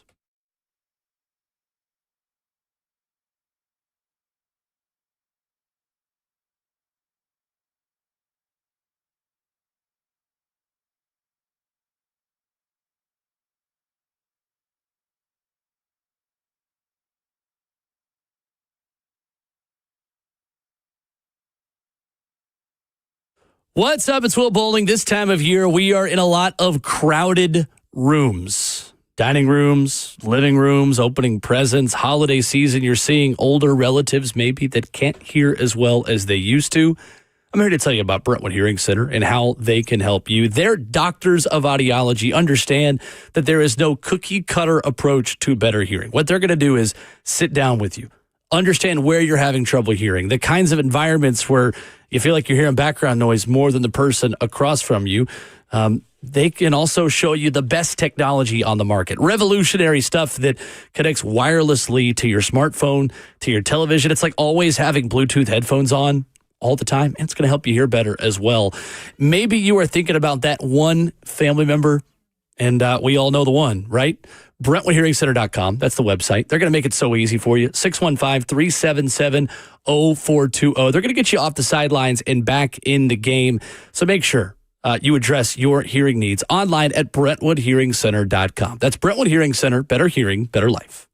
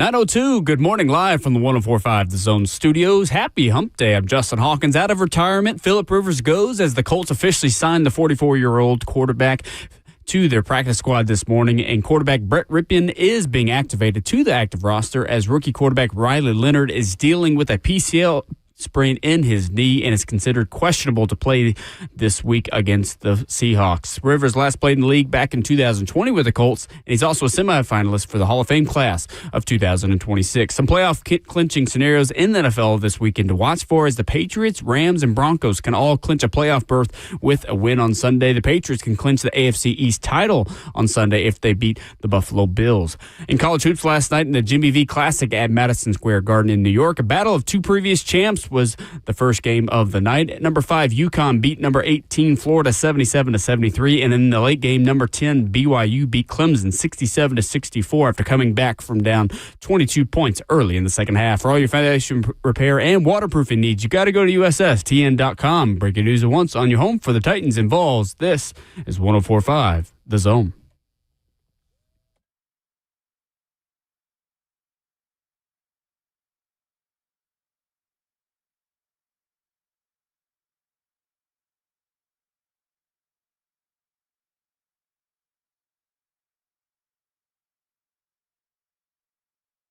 Fourth and final hour of the show, fourth quarter of the program here on Wednesday morning. Ramon Foster, Justin Hawkins, Will Bowling, Ramon and Will on 104.5 The Zone and Zone TV, Facebook Live, YouTube, Twitter, or Twitch. Joined on Wednesdays at 9 a.m. by the executive producer of Titans Radio, Rhett Bryan. Rhett, welcome. Good morning. How are you? Good morning to you, gentlemen. I'm glad we are in studio with it being cool, although it is warmer today than it was yesterday at Toyfield at Nissan Stadium. I want to start by saying all of you listening, businesses, all of our great listeners, everyone, for making Toyfield a success again for the Salvation Army's Forgotten Angels. It's one of my favorite things the station does every year. Because of what it represents, and it's just a reminder of why Tennessee is known as the volunteer state, because people pitch in. They roll up their sleeves, and they, when I was leaving yesterday after spending a couple hours over there, coming back to work on things for Coach Mac's show and prep for the week for San Francisco, there was a big U-Haul truck that had pulled up, and that thing was stacked from floor to ceiling. Like it was going to be multiple trips, multiple people. I mean, it's impressive what people do and the hearts that they have to show what they give. And we are very appreciative of that. Love it. Absolutely. Sorry, I just got a leg cramp as I'm trying to move up. Okay. Oh, my gosh. All right. A win on Sunday in the snow. 31-29 as the Titans transition from Cleveland to San Francisco. Very different challenges, very different offenses, very different on a lot of things, Brett. But we have talked so much about the ability to run the football. And Ramon has stated it really well. Talked to people that have played offensive line, played running back, played football. It is a pride thing, taking pride in the run game and leaning on people. Titans were leaning on some people in the run game against a very good Cleveland Browns defense. It's the most points they've given up at home since week 1 of 2024. What impressed you about the run game and the significance, Rhett, of being able to have that foundation that you have a chance to build on in that phase of the game this Sunday? Well, it started with the first drive and just how effective that was. And you figured, because we talked about this all week last week, that one of the best defenses against or going on the offensive against a guy like Myles Garrett, one of the best things you could do to help yourself with that is if you could establish the run. Yeah. And the packages they did running away from him, running away from that side of the field. And, Coach Mac was talking about last night just how far he was lined up outside wide 9, as Jim Washburn used to teach. Wide 9. Like out of the edge of the film wide. Monster truck dually wide. Yeah, right? Yeah. And he wants that sack record so bad that he would sometimes over pursue, and that would create cutback lanes. And listen, all those O-linemen, the reserves, the guys who subbed in and out, any of that, and certainly the receivers and the tight ends that block. I mean, it takes 11. Yeah, that's what those guys say all the time, and that's a true example of that. And Tony Pollard, great game. Like, Taylor Zarza was asking me, he was kind of surprised. He goes, that's wild that's a career high for him. I'm like, yeah, but you think about the years that he spent in Dallas, it was the Zeke Elliott show. Yes, it was. And towards the end of Zeke's tenure, I had thought for a couple of seasons he was the better of the two backs. And he proved the point Sunday. And it was just great to see. I'm glad he didn't break the single season sack record against the Titans offensive line and company. And they live to tell about it. Now, I'm sure Cam was sore because now he did take some shots. Yes, he did. Because dude is getting up in that pocket and he is absorbing some shots, and not always unnecessarily. Just, the Wolves are at the door. But it's a great week to build off of that. And I know we're going to discuss the San Francisco 49ers. That's going to be a little different party. They're 9-4 in a very competitive NFC West division. And that West Coast offense it's kind of a bear to deal with, and Christian McCaffrey is the star. It's real quick. It's going to be interesting too to feed the beast again, and I know the focus was probably hyper active for the Titans offense team in general, facing a guy like Myles Garrett. Heck, before the doggone game, as he's about to come out the tunnel, the TV broadcast is interviewing him about the sack record and how he wants it. It, to me, is we talk about win streaks, stacking dubs, insane performances, and consistency. Being able to bottle in that feeling that they had in Cleveland before the game, the anxiety of it. I think every performance needs a little bit of anxiety because you don't know how it's going to unfold. Yeah. Carrying that to the West Coast, that feeling, replicating that however they have to. I want to see them be able to do that. And it's like having kids. You showed me once, do it again. You know what? One of those types of situation. Don't let the ball drop. You know what I'm saying? Because San Francisco is going to present the same issues. Well, and the other part of it, too, to piggyback off of what you're saying, there's so many young guys playing on this team. It was important to show, and I'm sure they will go extensively through the film because they got a Victory Monday out of it and a Tuesday off, which is there's the dividend, there's the benefit. Yeah. But to see the fruits of their labor and the plays they need to correct, the defense and the explosive plays, that's an issue. Yeah. And that's something they'll target again this week as they get ready to play this 49ers offense. But to see tangible evidence of hard work, and the biggest thing out of all of it is you had all three phases with contributions playing complementary football, and you did it for the full 60 minutes because that's what it took. It took 31 points. It took 3.5 hours in real time. And it took contributions from every one of the three phases. It did. And to be able to go from Bones Fossil literally a week ago telling the media, we've had on our whiteboard the last time we've blocked a punt. We want to change that. Players were shocked when we told them how long it had been since the last blocked punt that Tim Shaw had for the Titans back in 2012. And he said that Bones Fossil did in his press conference a week ago, to then being able to change it the next week. Well, a lot of those guys were like in elementary school. I mean, think about that. That's true. Honestly. That was one of my favorite moments from that ball game because I've been watching James Williams, and as close as he's getting to doing that and blocking a kick or a punt, and to see him do it, and then it just made me so happy for him and that special teams unit when, Jim Wyatt had that great article about that on TennesseeTitans.com yesterday about this one's for Tim Shaw, who was the last guy to do it and was a special teams ace, a hired gun to come in all those years ago. He and Patrick Bailey, they were the two targets to bring in to help solidify that third phase for the Titans, and they did just that. They did. And then Tim Shaw has an incredible, inspiring story that happened from the summer of 2014. He's diagnosed with ALS earlier that year, and he comes and speaks to the team, and everybody does the Ice Bucket Challenge. And then fast forward to now where he has a motorized chair and he uses electronic devices to speak, but he is there with them at practice in their meeting room. And the impression he's made on a guy like James Williams and that entire unit, they said, this one's for T. Wow. I'm like, you have no idea how happy that makes me. Just, because I saw what an impact Tim Shaw had on this team all those years ago in that phase of things. And it just speaks to what a person he is.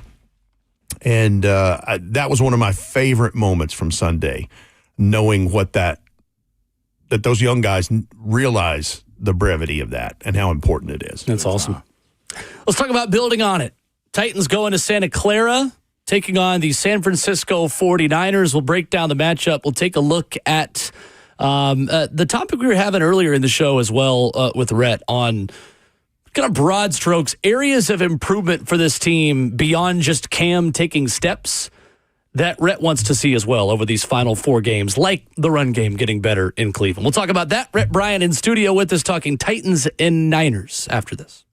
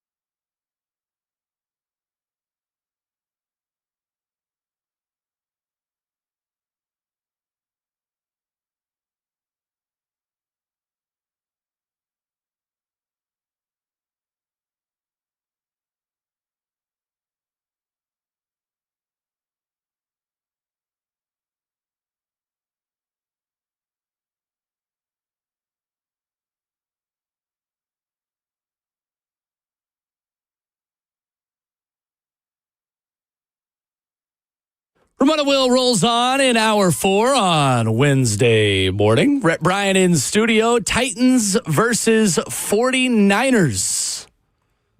I'm surprised that he didn't come back with some kind of whimsical Christmas bed. Because I heard about what happened earlier this morning. And I'm not in disbelief because there are a lot of things that people don't know. Yeah. I just thought everybody in the world had seen Rudolph the Red-Nosed Reindeer and all those stop-motion animation things from the early 60s that Rankin and Bass production house put together. I think they were out of New York. Reddit turns 55 years old on Saturday. And there it is. But when I was a kid, Channel 5 here, it was about the first Friday night in December when I was a kid. Man, when Rudolph was coming on about 7 o'clock, I was like, and then Frosty the Snowman came out. I'm like, Santa Claus is coming to town, baby. Let's go. Let's go. It's go time. My mother-in-law don't ask me for anything ever, okay? She asks on Christmas that we watch that in Christmas Story, the Rudolph one. She'll call us. Y'all seeing Frosty? Y'all watching Rudolph? But that's what I'm talking about. It is pure nostalgia. It takes me back to when I was a little kid. Oh. My parents are in their mid-70s, and they still watch that. And they like, let's watch. All right, cool. That's when you know it's Christmas time. Right. Yeah. But what did you use? Santa Claus is coming to town as the reference? Yeah. So, yeah, that's one foot in front of the other. One foot in front of the other. That's Mickey Rooney as the voice of Santa Claus. And then there was an evil character in the town who had banned Santa Claus in the Christmas and toys. No, you're talking about Burgermeister Meisterburger. Well, there's also town. Yeah, but there's also a heat miser. And the freeze meister or whatever, snow meister. What winter meister? There's a hot and a cold one. Anyway. There you go. But that's probably more than anybody wanted to know about that. I've got a lot of catching up to do. It's fantastic. Over the next 15 days. They're not very long in length for it. You wouldn't burn up a lot of time. Like 30 minutes or so, I think. They used to show them in a block of that first Friday night in December here in Nashville, and it was great. I love that. Happy birthday. That's what Frosty the Snowman and the evil magician that tried to busy. I love that. That voice almost sounds like the villain from like the Smurfs or Gargamel. Yeah. I knew you was picking up what I was putting down. Gargamel and Azrael, his cat. Oh yes, the Smurfs. That might be my New Year's resolution. Just watch more movies. I don't know. Take a break, man. I'm a very big movie. My New Year's resolution I'd like to impose on you is to watch some more vintage things. That's what I mean. That you can go, hey, wow, this is pretty good. Rhett was telling me about that a long time ago. Have you watched Christmas Vacation? That is the movie that we watch exclusively. Thank you. I can quote every word of Christmas Vacation. All right, we can move on now. Yeah. It is fantastic. Every single word. I don't every know, Christmas Eve. Todd. Why is the carpet wet, Margot? I don't know, Todd.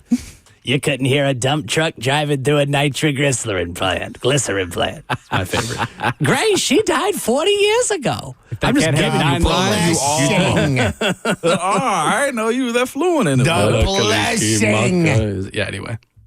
Elf, Home Alone, Christmas Vacation. Those are the three I think can go my bar favorite for bar. line in Christmas Vacation, outside of the obvious one out the street when he's dumping the sewage from the RV, which I cannot repeat here, might be his line when the cat drags one of the Christmas strands of lights under the recliner and fries, and he says, hey, that cat had 9 lives. She just spent them all. I got to go watch it now. Have you never seen it? I have seen it. I'm just not that fluent in it. Like that. Every Christmas Eve. It's something, that squeaking noise? You couldn't hear a dump truck driving through a nitroglycerin plant. It's a squirrel. That's so good. Anyway, the Titans are going to play the 49ers this weekend in Santa Clara, California. 4 games to go. Rhett, before we dive into this matchup, we kind of had this topic earlier and on the same kind of line of thinking of the run game got better this past Sunday. That's an area where they can stand to improve and show signs of progress over these last 4 games. Is there an area independent of Cam Ward's development that you want to see this team ascend over the last 4 games? One phase of the game, one position group, just whatever it is that's not named Cam Ward that they can get better at over these last 4 games. I just want to see more of what they put together Sunday in Cleveland with less mistakes, less explosive plays allowed. And look, the penalties are going to be what they're going to be. You clean up what you can control. The combat penalties, it's left up to human beings in New York. It's just what it is. But I'd love to see them continue to establish the run because I think that Cam works well with that. And just looking at their defense, San Francisco's defense, first of all, they're missing a bunch of dudes that are shelved with injury. Fred Warner being one of the main ones who, by all indications, is working like crazy to try to get back for their playoff run. Yeah. And looking at the numbers, it kind of tells you a little bit. So their defense is currently 12 against the run, allowing 103.5 yards per game. Top 5 in runs of 10-plus yards allowed. Only 26 of those all season long, only allowing 4.2 yards per game. But you can tell most of their quarterback sacks come from two guys. Comes from Cleveland Farrell and from Bryce Huff. They each have 4 apiece. They only have 16 sacks as a team. Wow. They are last in quarterback pressure percentage, and they are 28th in quarterback pressures. Now, the problem with all that, you go, well, hey, there's a chance you can, sure, if you scheme it, right? Right. But this is Robert Saleh running the show here. And that thing runs like a pretty well-oiled machine, much, akin to that offense that Kyle Shanahan operates. They got guys that can play. It's just they're missing a lot of their main guys in this. And they also had a huge exodus this offseason, too, of players going to other teams. They robbed the cupboard, man. They did rob the cupboard. Yeah. They went young in the draft, couple D tackles, if I'm not mistaken. I think they went mostly defense this past 2025 draft for them to get back some of those players they lost. If I'm not mistaken, I think the first 3 or 4 picks were were defensive players. Anyway, I'm gonna find it for us quick. I know they've talked a lot about when you say, primetime games that have been 49ers games. There's been a lot of talk of like the baby 49ers defense.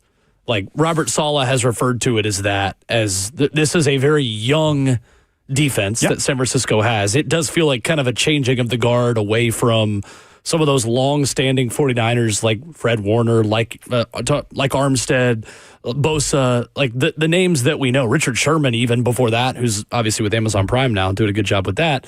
And there's a lot of young players trying to carry on the legacy of those guys, just doing so, learning on the job. Well, DeForest Buckner's not there anymore, and Eric Armstrong. Those guys we see those guys twice a year in our division. But yeah, I think there is certainly a case to build off of what you were executing last week. Even if it is a different defense, different opponent, different location, all of that. I think there's a chance for that. The offense and what the Titans defense is going to see is the more interesting part to me, just because of how that thing operates. And Coach Mack last night was talking about those first few years. He saw Bill Walsh's West Coast offense, and that is the thing that is probably more laced into offensive football in the modern world right now than anybody's stuff. Because, Mike Shanahan did it, Kyle Shanahan, and then that's Sean McVay's off of that tree. You can just start naming a list of guys who are off of that stuff. I think the big thing for them is Brock Purdy, excuse me, is back after that turf toe that he had earlier in the season. I think he missed 8 games this year. They're 3-0 since he came back. And the thing about them is, just like the Titans, they played the Cleveland Browns before they had a bye week. They had the last week you could do that. Everybody's back to playing now. But he had a 2-yard rushing touchdown in that thing. He did. And if you got turf toe, I don't know that you're necessarily doing all that. No. So the mobility that they've started to get back in their quarterback is helping them. He's just over 66% of his completed passes, 1,147 yards, 9 touchdowns to 7 interceptions. He had a 3-interception game not that long ago. He's only been sacked 4 times. That's impressive. Yes. But the engine that makes it run is Christian McCaffrey, and the numbers are incredible. It's insane how much they're using him. Well, just think about this, and this tells you that he is healthy, because he had so many health issues last year and could not stay on the field consistently. At all. Before that Cleveland Browns game, he had over 80 forced missed tackles. He had 83 of those. But the numbers in this, 237 carries for 849 yards, 8 touchdowns. That's currently 3rd in the league in carries. He's 5th in the NFL in receptions. He's got 85 catches for 805 and another 5 touchdowns. The reason I say all that is there are 3 players in NFL history who have had a 1,000-yard rushing and 1,000-yard receiving season. Christian McCaffrey is one of those. He's already done it once. Mm-hmm. Marshall Faulk did it in 1999 with a great show on turf with the Rams. Wow. And the other one is a 49er great in Roger Craig. He was the first guy to do it. He is in range right now to be the first player ever to do it in 2 different seasons. And then you think about everything they've had going on with their receiving targets. Yeah. I mean, everything that's been going on with the Brandon Ayuk saga and all of those things, and then the health, and they've had guys hurt. They've had guys leave. George Kittle has had his ups and downs with injuries. Juwan Jennings has been well documented about playing with busted ribs and this and that and the other. Juwan Jennings, 41 for 458, 5 touchdowns. George Kittle, 37 for 396, another 5 touchdowns. They're top 10 in passing at 242 a game, top 10 in passing yards per play at nearly 7 yards per play. Number 12 in yards after catch, 1,532 for the season. 24th in average separation per catch at 3.3 yards per catch, which tells you that the way that offense works and the personnel that they have can combat their way down the field. They're 25th in rushing at 98.5 yards per game. But it's not always about the rushing part of this. It's Christian McCaffrey's multiple, skill set. Right. And on top of that, you throw Christian McCaffrey in there and he makes the defense shrink. He puts the front 7 tight. You got to bite on everything that he does, either close to the line of scrimmage, with him running the football, then running screens with him also, or his ability to just running the football up the middle. Like, he's got a wide array of tools in his toolbox. And then, Rhett, that's one guy. I never played defense in the NFL, and I wouldn't want to play it this week because you know why? The shifts, the motions, the misdirections, the uses of Kyle Juszczyk that they use down the field too. Like, your discipline this week against the San Francisco 49ers has to be the communication for the defense has to be good, because if you watch their tape, it almost looked like a circus is going on with everything that's moving side to side. And now that you mentioned also too, Brock Purdy's ability to also run the football. Yeah. Like, discipline is huge this week. They use your aggressiveness against you, too. They do. And the other part of it is, the secondary has had some issues as of late with the explosive plays. But I'll say this. You talking about a guy having a bounce-back game is Kevin Winston Jr. after what's happened to him over the last couple. I mean, he's up for NFL Rookie of the Week. You can vote for that deal because 5 tackles, 2 for loss, 2 batted passes, some stops in there. Really nice bounce back game for him. But I just, I like what Jeff and those guys are doing up front. Yeah. Jihad Ward's involved. Sebastian Joseph Day keeps making plays. T. Sweat's moving around. Like, T. Sweat put some stuff on film the other day now. He did. His pursuit, we mentioned that in the 6 o'clock. Like, his ability to play at that level is going to be necessary, right? And the hustle. Like running down the field behind the play or running out of the pocket to try to trap Shedeur in the pocket. I mean, I know Denard Wilson said we probably should have had 6 or 7 sacks and left some sacks on the field. And in my post-game interview with Jeffrey Simmons on Titans radio, he said, yeah, we're pretty mad we didn't get more. And I certainly saw that on the sideline in the game. And you could see that in Jeff just on the field and the frustration. But there are a lot of good things to build on with that for sure. The other thing I feel like for the defense that is, I mean, this sounds really elementary and it's key with every game, but third down, what you do on third down, it's really important every week, but it's important this week. They're number 2 in the league on third down on offense. 48, just a tick over 48% success rate. Wow. But like the Titans, their turnover ratio, it's -4. Like, it's towards the bottom part.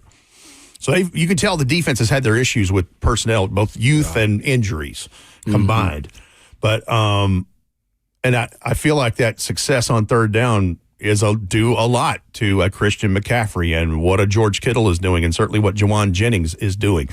The usage of him in this offense, it's not a surprise because that's been his game since he was at Stanford. For sure. It reminds me of when the Titans went to Charlotte to play the Panthers. I guess that was in 2019. 2019 was the last loss at the end of that season. And he Christian McCaffrey, at that point, I want to say it was over 50% of their offensive plays went through his hands. Mm-hmm.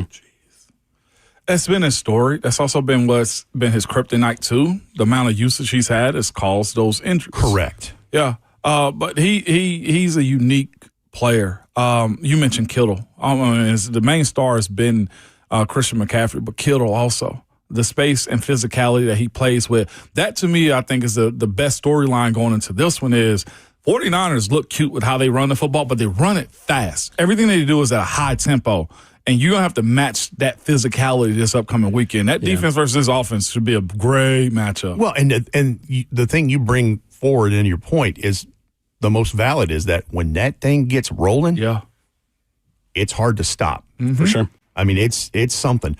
And then I'm very interested, as we mentioned earlier, about the Titans special teams unit that has just made such a great contribution to this team this year. They got some stuff you got to be careful with. And one of those, it's kind of a little bit of a redemption story for this guy.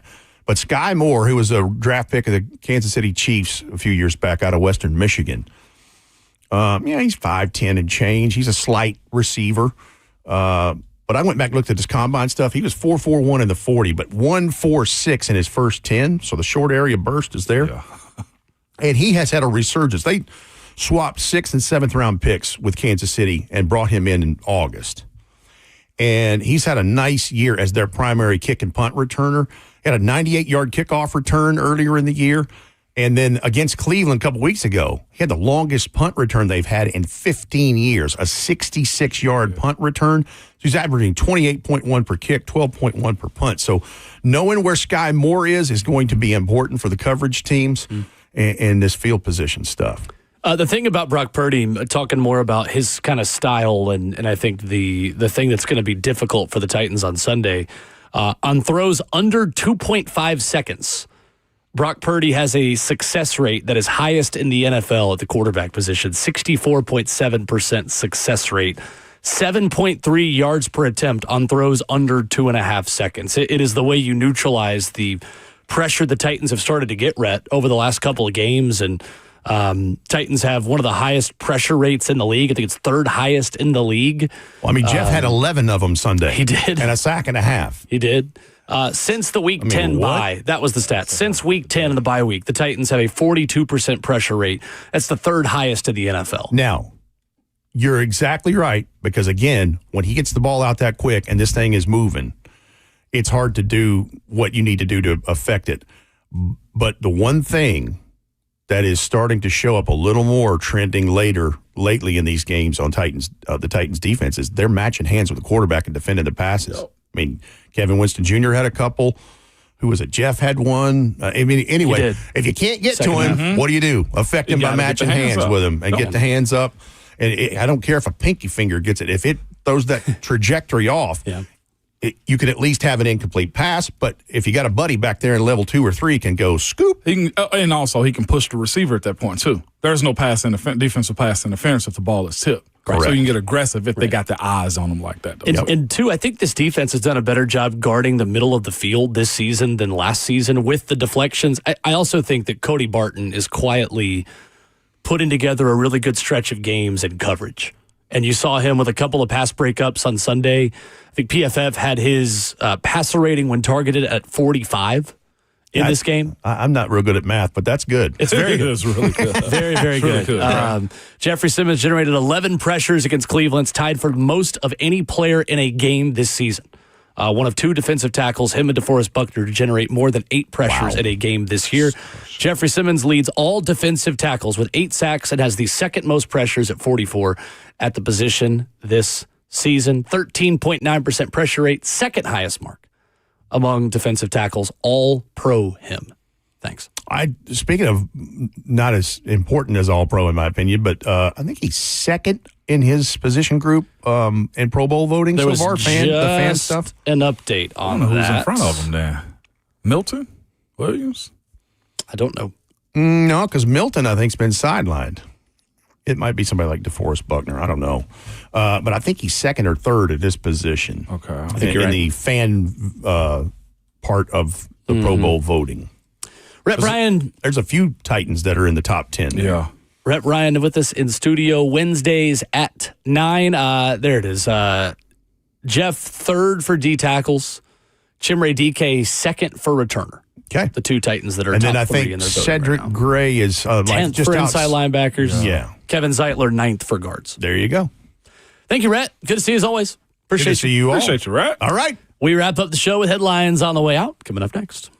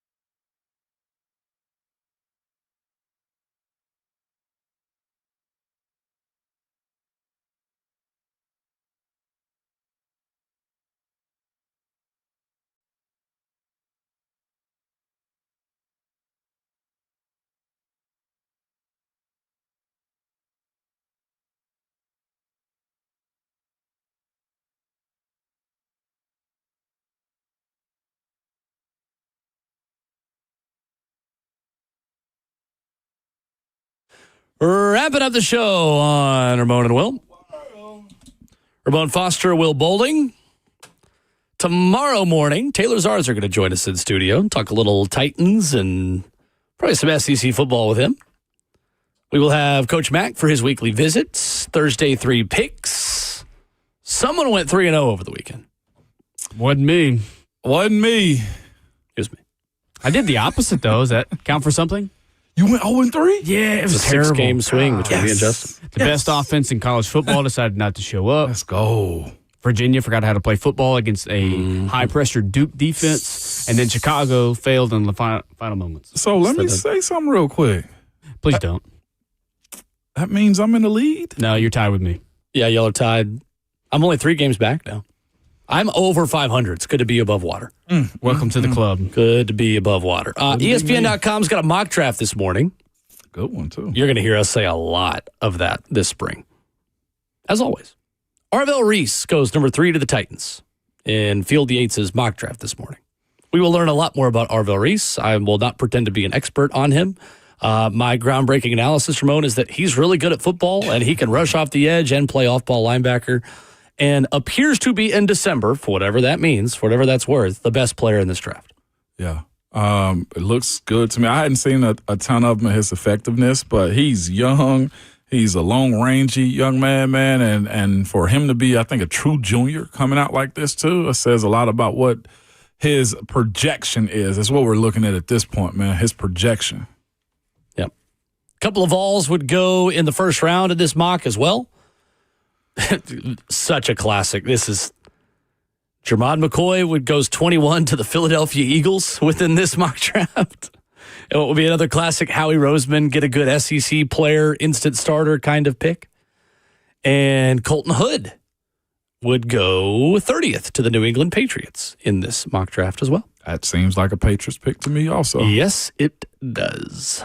Nick Sirianni had to comment on benching Jalen Hurts. That's a statement in 2025. His franchise quarterback? Was asked if Jalen Hurts is absolutely his starter, and he said, no, I think that's ridiculous. That was on his weekly radio appearance on 94 WIP in Philadelphia. Says, I know every time I go out on that field with Jalen Hurts as our quarterback, we have a chance to win the game. That's something that's been proven. We've won a lot of football games. Fair or unfair question by the host asking if Jalen Hurts was absolutely his starter. Just like some people just like to stir the pot. Some people just do it for themselves. Some people just love just being messy and creating clickbaits because they don't have anything else going for themselves, and they like to make other people live under a rock when it's them that's living under a rock. Like, that's idiotic to consider Jalen Hurts being a guy that is benchable while you paying him $250 million. Again, I like this industry that we work in. I do. And I was warned about it, right? At times on like how you got to kind of protect yourself and be in a position to where you don't make it about you. And a lot of people in this industry do those types of things. And it's low-hanging fruit. It's honestly trying to get a coach in a gotcha moment. And those types of people right there is self-serving is who they are. So that's kind of dumb, to be quite honest with you. Oh, I got to ask the hard question. That ain't a hard question. Nick Sirianni gave him the answer that anybody who has a blip of common sense will give anybody. I hate to ask the hard questions, guys. Shut up. I think you need to ask the hard questions about their OC, Kevin Patullo. Yeah, right? They've asked plenty of those in Philly. I mean, going from one of the best offenses in the NFL last season to one of the worst this season, they missed Kellen Moore. Is what I'm saying. 5 giveaways for Jalen Hurts, tied for most by an Eagles player since play-by-play was first tracked in 1978, matching Donovan McNabb during his rookie year in 1999. Jalen Hurts on Monday Night Football against the Chargers, also the first Eagles quarterback with 4 picks in a game since Michael Vick in 2012. First player with 0 touchdowns and 5 turnovers in a game since Justin Fields in 2021. Are players... Is it okay for players to have a bad year, bad game, bad stretch? Like a Jalen Hurts or Lamar Jackson. Like, is it okay in sports and football? Not in Philadelphia. I know, but like in general though, like maybe what scale are we grading on? What scale? Like Jalen Hurts hadn't been the greatest, but like Jalen Hurts, I feel like you got enough. You know what I'm saying? He's good enough to win you a Super Bowl because he just did. And that's my point. Like, yeah. Why is this the case that we're speaking about Jalen Hurts like this? Or, A.J. Brown might just need a attitude adjustment. You know what I'm saying? Like, and he was great on Monday. He was great. But those are the types of things I feel like we overdo sometimes, man. Yeah. They also have a completely different team, and they're not performing as well. The offensive line is not performing as well. No, it's and not. They're injured. They're not getting the ball to the receivers like they were last year. Their defense is not playing as well as they did last year. There's just a lot of factors, and you're blaming one guy. Can't do that. It's like blaming Cam Ward for all the issues that the Titans have. You can't blame Cam Ward. You can't just blame Jalen Hurts. There's a lot of issues to fix. You never know, I guess, is what I'm saying. I know Rhett brings a human component to sports often when it comes down to players. Like, somebody might be going through a divorce. Somebody's kid may have an issue going on. I don't know what Jalen Hurts is, his overthrows, underthrows, and just indecisiveness. And maybe he's just trying to please A.J. Brown. You know what I'm saying? And it causes you to mess up a little bit. But again, asking that question isn't about Jalen Hurts, isn't about Nick Sirianni. It's about the reporter wanting to get his rocks off in those types of moments right there. Who's benching him? Like, okay, Anthony Richardson? All right, yeah, I get that one. That one's bad. But guy just won a Super Bowl. Yeah, I just won a Super Bowl. A reset is due at some point in time for all players to make themselves better. Yesterday, the L.A. Dodgers reached a 3-year, $69 million deal with Mets closer Edwin Diaz. Congratulations to the Los Angeles Dodgers on winning the 2026 World Series. Congratulations to baseball on having a 2027 lockout. Thanks. Really appreciate y'all over there in L.A. The rich get richer. Give me a break. I hate the Dodgers. Eric, I'm in and says no, Ramon. They can't have a bad stretch because they're getting paid hundreds of millions of dollars. You're a bad parent a couple days of a year, I guess. I know I have a couple days. You're a bad child. It's sports, and I get it. Yeah. Jalen Hurts being benched. That's a wild way to For who? end Tanner McGee? Yeah, McKee. Sam Howell. Said, yeah, we're going to bench him for your mama. Back at it tomorrow morning. That would have been a great quote. Bright and early, 6 a.m. Buck Rising Show next. Then he would have said, well, that's unprofessional. You unprofessional. But as I'm talking on the mic, your Twitter fingers and your mic, baby, is always hot.